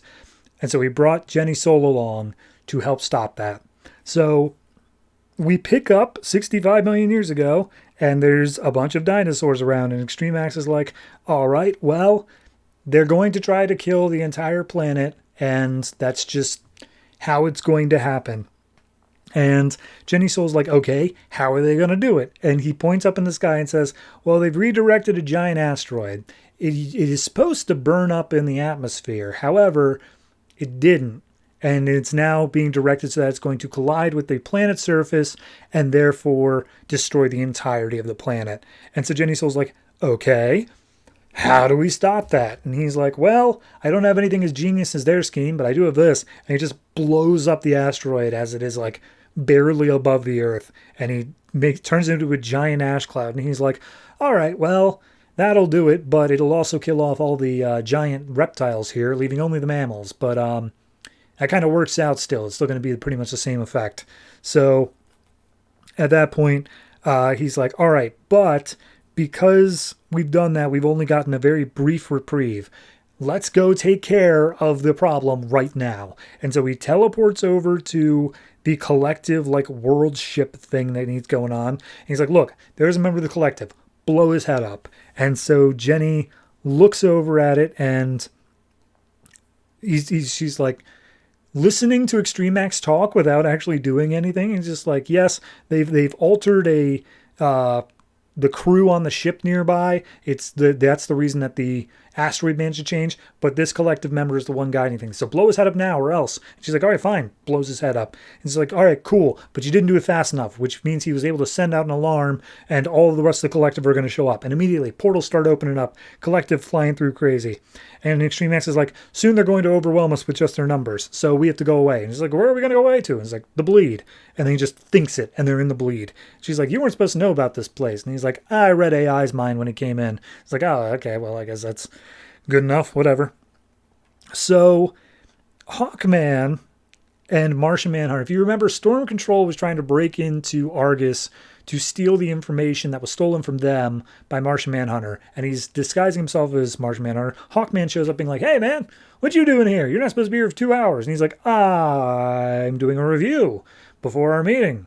So why are you here? And he's like, oh, I'm working on the weapons division. He's like, cool.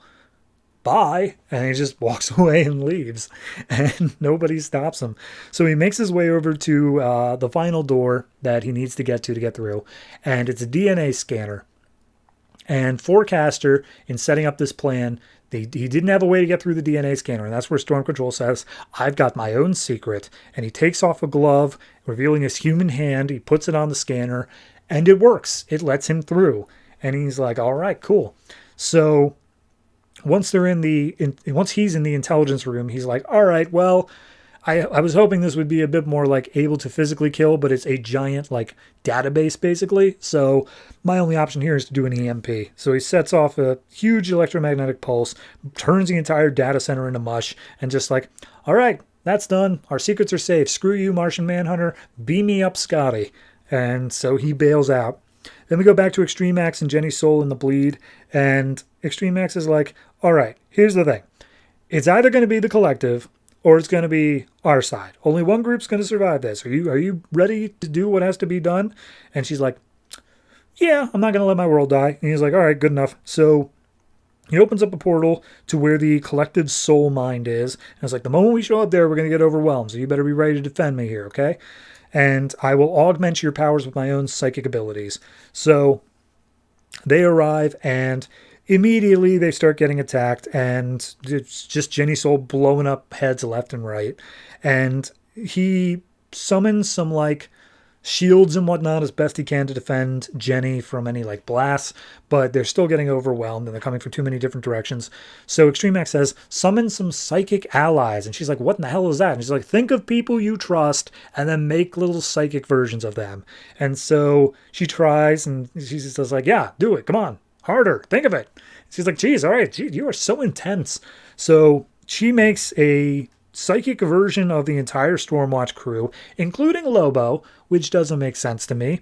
But they all start beating up and punching the collective. And she's like, am I like consciously piloting each of these? Is this like something I'm doing? And she's like, yeah, you're subconsciously piloting them. They'll do their own thing. You just focus on blowing up heads on your own.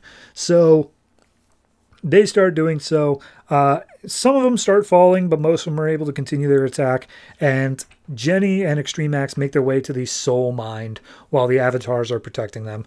So eventually they make their way into the hole where it is. Extreme Max is like, cool, you defend the entrance to the hole since it's the only entrance. I'm going to go in deeper and I'm going to blow up that brain. And she's like, what? By myself? And he's like, yeah, by yourself. You can handle it. So he makes his way in deeper. He finds the soul mind. He just blows it up with a thought, and he gets the last third of that artifact that he's been looking for. So in that point, Jenny is about to be overrun, but the moment the soul mind blows up, all of them just disappear. He's like, oh, cool. Guess we did it. Awesome. But in blowing up the soul mind, he accidentally opens up a rift in reality, and everything starts getting sucked into it. And Extreme Max is like, all right, well, didn't expect that. We got to run now. So he starts flying away as hard as he can. So does Jenny. But Jenny is just a bit further out. Extreme Max is not able to make it. And he's like, this is it. I'm going to die. We did good. Good job. You did good. Bye. And he gives into the vortex, but Jenny uses her psychic ability and reaches out to like hold him back, and she'd be like, I can't like pull you out. You got to give me your psychic, like give me a boost, the same boost you gave me before. And he's like, this doesn't make it. No, like I'm going to die. Just let me go. And she's like, no, try it. And he's like, no, I'm going to die. Don't sacrifice your own life with me. And he's just like, no, give me your boost. And he's like, fine, whatever. So he gives a boost, and Jenny manages to save Extreme Max, and it's just like, all right, I am grateful you saved my life. I will give you anything you desire. And Jenny's like, don't mess with Earth. Whatever you're planning on doing to the universe, don't mess with Earth. And he's like, that's fine. I could do that. So he puts together the artifact, and now he has all of this untold power. And Jenny's like, oh, did we just doom the universe? But he won't mess with Earth. So I guess it's whatever. So yeah, that's the issue. Next issue is not the final issue, but I did peek ahead a little bit. It is the last issue that has to deal with any of this stuff. So I don't know what to expect of it. It's kind of weird they just dealt with the collective. Like, it felt like such a big deal when like 3 of them died, and now Jenny's just one-shotting all of them. Just like boom, boom, boom, dead, dead, dead. I don't know. It's a strange jump, I guess. Add on top of that, the rest of the Stormwatch didn't even really matter to this fight.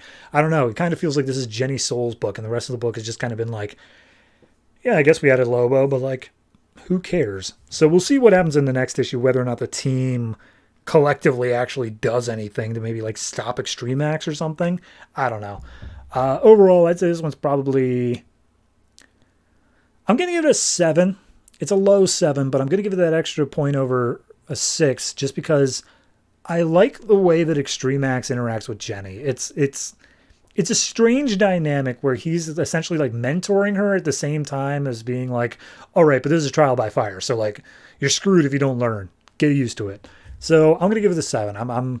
I can't say I'm into it, but it's interesting at the very least. I don't feel bad for reading the last 2 issues now. Like I was kind of in a weird period for most of Jim Starlin's run on this where I was like, do I want to keep going? But now that it's wrapping up, I feel like it had a decent enough story to tell.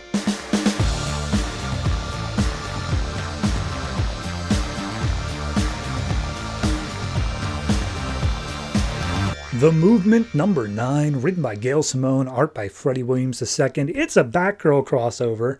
Last issue was pretty much the end of the arc. Not a whole lot needed to be carried over, except for Batgirl. So this issue opens up in Coral City, and we have Batgirl being like, it's so weird having a city that's not just like overrun with cops. Gotham has cops everywhere. So it's weird being like, nobody's here. But regardless, she's chasing down this guy. His name is Reese. And she just jumps in front of him, just be like, all right, well, I found you. We're going back to Gotham. And he's just like, oh, but why? And he's like, you know what you did. And she starts like punching him in the stomach. Eventually Reese's eyes start glowing and he's like, just get away from me. And he blasts her with like this super big light. So then we cut over to the sweatshop where the Movement is. And we're getting Mouse ready for the asking out of Tremor. And step 1 is he takes a shower. And immediately he's recoiling from that. He's freaking out. He's like, get away from me. You all are evil. How dare you make me do this? And she's like, look, Tremor's afraid of germs. She's got like germ phobia.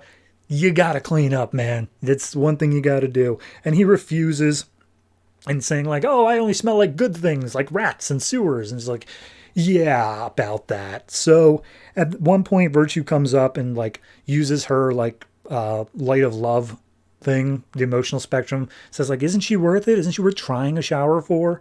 And he's like, I guess. And he gets in the shower and he's like, they hand him shampoo and they're like, do you know how to use this? And he's like, I know shampoo. It goes in your hair. And he's like, very good. And he's like, that's all I know about shampoo. And he's like, all right, fine. So they give him a shower and the Burden's in the room this whole time.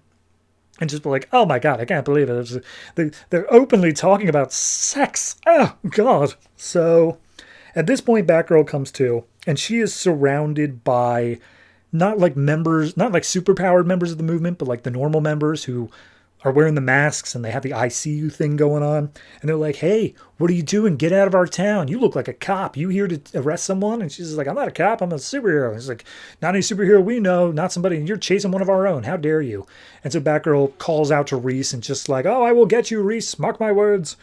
So we go back to Mouse, who's finally all dressed up, ready to go. He approaches Tremor and gives her like a lovely note that he wrote saying like, I think you're pretty and kind and you have very excellent stuff under your clothes and I would like to see it. And he offers her up a box of chocolates and she opens it up and inside is just a mouse that's eaten all of them. And she freaks out and Catharsis is like, yeah, it's about as well as I expected that to go. So Vengeance Moth comes in and is just like, guys, we got a problem. We got like a name brand superhero in our town, like a real one. We just got to deal with this. So Batgirl swings around. She's like, look, I know about the Movement. I didn't want to have to deal with it, but if I have to, I know the point of contact is this church. And she goes and talks to Pastor Mike, who was back in like issue 1. And he's just like, look, I need to talk to the Movement. And immediately Virtue shows up using green light and just be like, all right, first things first, Batgirl, you were not invited to this town. So let's just make that clear. You are not here as like a guest. What do you want? And she's just like, hey, I chased a criminal here. I just want to get him, bring him back to Gotham. That's it. And it's like, oh, we don't give citizens up to cops. Like they have a funny way of going missing in the justice system. And it's just like, okay, but you guys have done things the other way. And like, that's not you've swung too far, you know? So maybe I should do some investigating into your little movement, you know, to put a couple of your people in jail. And that's when Catharsis busts into the room. Now, I'm going to be frank with you here. Catharsis made her first appearance in Batgirl as a member of a little group of like super hardcore vigilantes called Nightfall. I completely forgot that when I started this book. Like, movement number 1, totally blanked that was the same person. So Catharsis busts in. She's like staring at Batgirl. It's like, you, rematch, now. And she immediately starts fighting with Batgirl. Virtue gets involved ever so briefly just to like push them out of the way of each other. But then Vengeance Moth comes in and is like, dude, what's the history with these two? Why do they know each other? And he's like, they're both written by Gail Simone. Don't worry about it. So Batgirl's on the ropes, and then she kicks Catharsis in the stomach hard enough that Catharsis just coils over, and she's like, oh, God, I'm going to throw up. Oh, God. And Batgirl's like, oh, geez, I didn't mean to kick you that hard. I got some evidence bags if you need something to throw up. And she's like, yeah, give me one. So Catharsis is down, and that's the point where Mouse shows up and causes his entire rodent army to swarm around Batgirl and like lift her up off the ground. And Batgirl's like, this is disturbing. I don't like anything about this. And Virtue's like, okay, we're not going to get anywhere by fighting. They're not going to hurt you. We just need to talk this out. Let's go out for donuts. So we go to the police chief, or the captain, I should say, who was trying to get information on Virtue. And it turns out they managed to track down that she is using an assumed identity as a waitress at this coffee shop, this donut shop. And they know it's an assumed identity because the girl who had the identity died many years ago. But before she died, this girl constantly had seizures and stuff like that. And she had one that she didn't recover from. She died, and her father, in a bit of grief, made basically a suicide by cop by robbing a bank. And the cop that shot him was the police captain. So now that there's a direct link between Virtue, aka Holly, which is actually her real name, and the police captain. So over at the donut shop, Batgirl's like, okay, even if you guys are for real, Catharsis was on a villain's team. I don't trust her. And Catharsis is like, hey, I left Nightfall because she was crazy evil, man. Like, she amputated that guy's leg. That was evil. I wasn't for that at all. And that's when I bounced. And Batgirl's like, you mean my boyfriend? So at that point, they basically get into a little talking point of like, all right, what did Reese do? Why do you want him so hard? And apparently he has light-based powers. He saw a mugging. He tried to be a hero, stop it, but he went too far. He wasn't able to control it, and he ended up killing the two muggers. And that's when Catharsis is like, okay, so he did a good thing.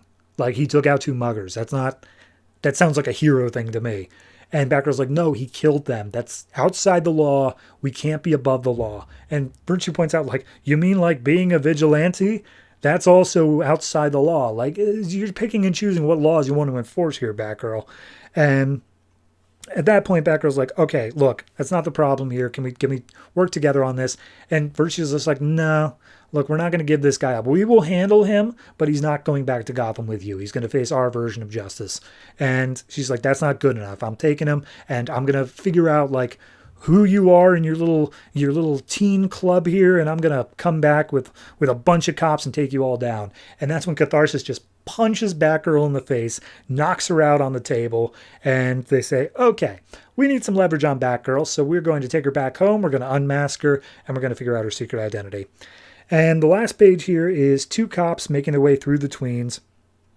And they come across an alley where Reese is, and like they barely even recognize, like they don't see Reese at all, but Reese is just like, oh, you found me again, huh? Well, isn't this great? Leave me alone. And he blasts the cops with his light, saying he just wants to help, but he ends up killing the cops. They are both burned alive, and he's like, I'm a hero, and I'm going to show him I'm a hero. So yeah, Reese is a bit crazy.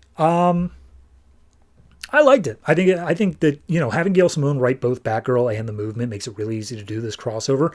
I wholesale forgot that Catharsis was already invented before this book, so whoops on me, I guess. But regardless, it's good. It feels more natural. I think the problem with the last arc I had was that it was so preachy for so much of it, and there wasn't really a solid counterpoint character. It was always just like the point being made is just gospel. This one feels like, no, Batgirl is another hero, so therefore the point she makes feels more valid.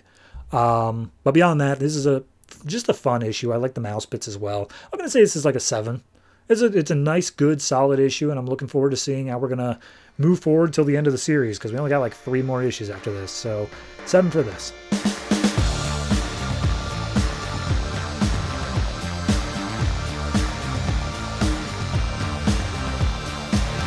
Swamp Thing number 28, written by Charles Soule, art by Javier Pena.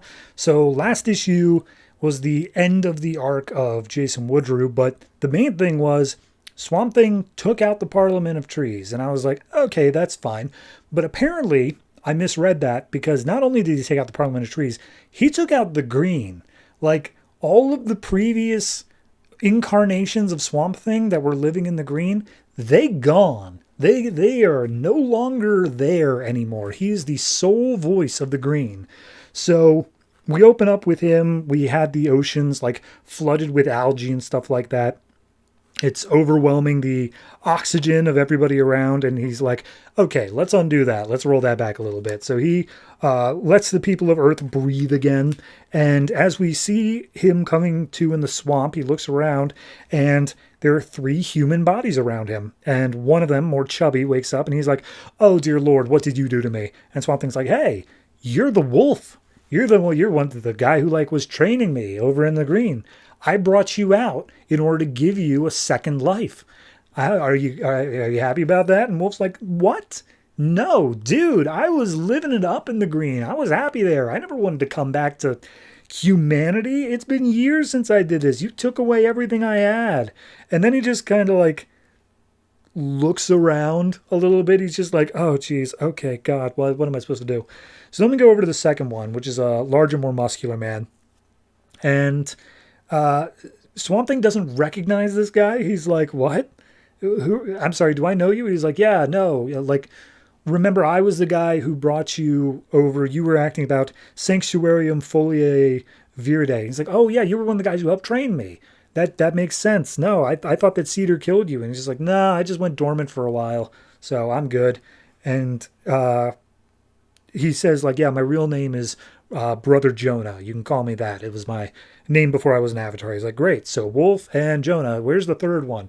And we see down on the ground that the third body, a woman, has already disappeared. But Swamp Thing's like, she's in that tree. The tree's saying that she's in her. And she drops down with a dead snake in her hands. And she's like, hey, I know who you are. You are Lady Weeds. You are the one who helped me escape, but I kind of double-crossed you there. And she's like, yeah, totally. By the way, you double-crossed me. Why did you save me? Why am I here? And Swamp Thing's like, I don't know. As I was closing the Green up and I was getting rid of it all, I basically reached out for people who helped me. And I guess technically, yes, you did help me. And she's like, well, I'm here now. I'm at your mercy. What will we do, oh great avatar? And Swamp Thing walks them over to the arcane house and it's just like, look, you can stay here for a while. There's clothes inside, food. Like, you can keep to yourself. And they point out, like, okay, but like, we don't know anything about the world at all. We died long before your time. Like, what are we supposed to do here? Like, we don't know anything. And you're going to drop us off in this house and leave? Like, what are we supposed to do? And he's like, okay, well, what exactly are you asking of me? And they're like, show us something. Show us the world nowadays. And he's like, all right, fine, but quick. And so he takes them to Mardi Gras. And they're all dressed up now. They're no longer naked. And Swamp Thing is fully in, like, garb. Like, he's got a full outfit going on here. And immediately the wolf is like, this is the greatest thing humanity has ever done. I love every aspect of this. It has been ages since I threw up. And yet here I am doing it again. And that's when Swamp Thing's like, okay, yeah, back to the house. So he sends Wolf and Lady Weeds there. He tells Brother Jonah, look, you seem the most level-headed. I'm leaving you in charge. I have to go take care of a friend who I abandoned, and I need to see what she's up to. And he's just like, okay, yeah, cool, sounds good. And he's like, can I trust you? And he's like, I don't know. I don't know what type of person I am. We'll figure that out. And he's like, fair enough. So Swamp Thing reaches out into his own Green now, trying to look for where Capucine is, and is unable to find her at all. And he's just like, wait a minute, hold on, I have an idea. And so he shows up in the salt flats of Nevada, and he looks out super far, and he sees Capucine has set up base out in these salt flats, because absolutely no plants can grow out there. So he flies over to her and just being like, hey, how's it going? don't be afraid. And Capuchin's like, I'm not. And she pulls out a bazooka and blows up Swamp Thing in midair. So all of his body is burning down on the ground. It's completely made of salt, so he can't even reach back out into the green to be able to like reconstitute himself.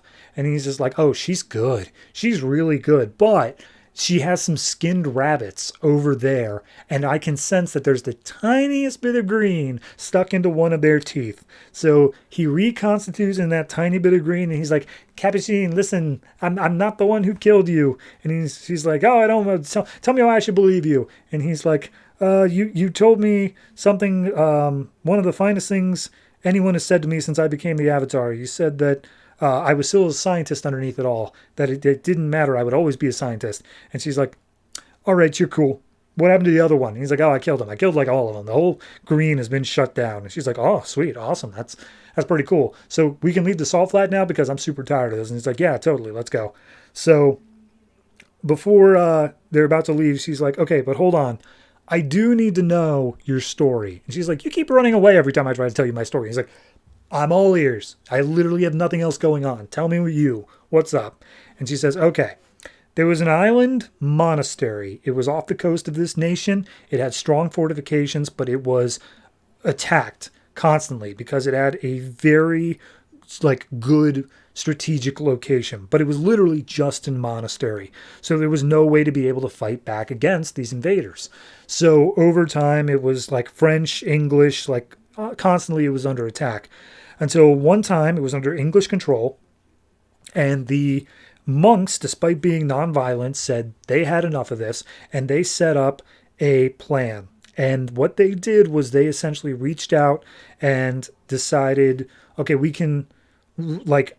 just have to get a couple of like kids, and we've got this sorcerer guy who showed up, and he offered up saying that he could take these kids and he could train them to become these strong soldiers for the rest of the abbey. And the kids were trained up, and they were given essentially eternal life, but it's 1,000 years. And they became these strong soldiers. They were taught by this sorcerer. And as such, they became defenders of this abbey from anyone who wished to besiege it. And over time, eventually, one of the kings of like England or France or something like that showed up. And King Philip II of France showed up, and he was like, I don't care about the abbey. I care about you. You guys are strong, powerful warriors. I've heard you're immortal, basically.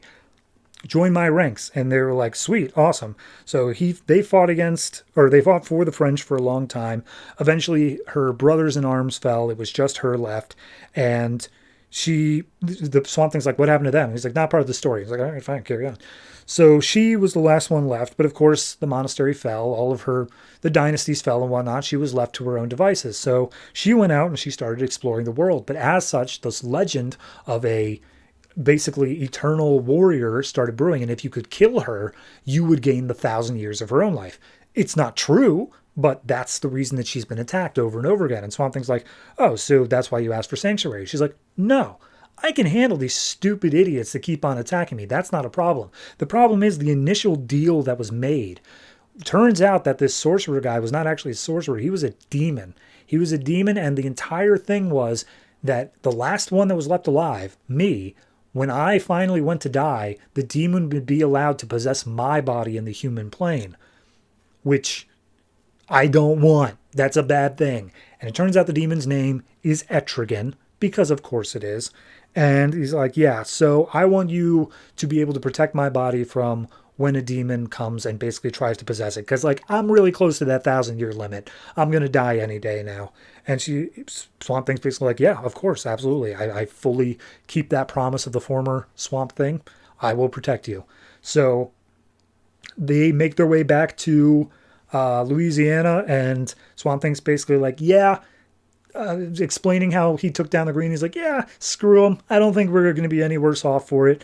But as he approaches the arcane house, there is best I can describe it as a cult waiting for him. And they're like, great Avatar of the Green, you've returned. Our patience is rewarded. We are called the Serene. My name is Not, and we are here to make your dreams come true. And Swamp Thing's like, okay, yeah, sure, let's see what this is about. So yeah, I like it. I like Capucin's backstory. I like the fact that we have these three previous members of the Green who are now in human form. It's a good reversal on that.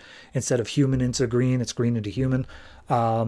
Whatever's going to be going on with the Serene, we'll see what that's all about. Overall, it's a good status quo change. I'm interested in it. This is one of the few books that's able to make a real solid change in the status quo and did not feel like it's immediately going to be reversed. So I'm going to give this one, I'll give it an 8. I like it. I think it's solid. I'm looking forward to the rest.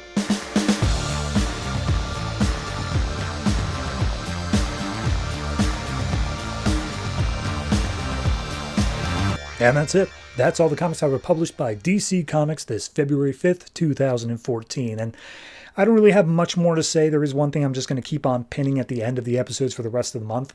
Because of the way that leap years happened 10 years ago and this year, starting at the beginning of March, so episode 131, I'm actually going to be switching over to Tuesday releases.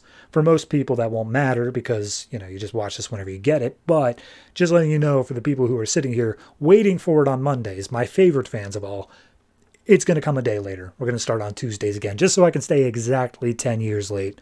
That's always how I want to do it. Anyway, let's talk about next week's comics. Next week, we have, coming up in no particular order, Forever Evil Rogues Rebellion, Batgirl, Batman, Nightwing, Superboy, Superman/Wonder Woman, Green Lantern Corps, Justice League 3000, Justice League of America, Suicide Squad, and Constantine. Of note out of that, I don't know, something, part of it's Gothtopia, Constantine's part of Blight.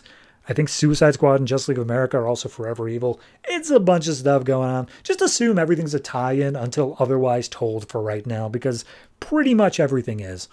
Beyond that, don't really have much more to say. If you have anything you want to say, though, about any of the comics I covered this week, last week, any week at all, go ahead and check the comments down below or hit us up on any one of our many social media platforms like Discord, Reddit, Patreon, and that's it. There might also be a Twitter/X in there, but I don't check that anymore. And you shouldn't use that anymore. So yeah, that's going to do it for me. Thank you very much for watching, listening, however it is you consume this podcast. Be sure to give this a thumbs up or whatever it is you want to do. And always try to remember, if it ain't broke, don't fix it.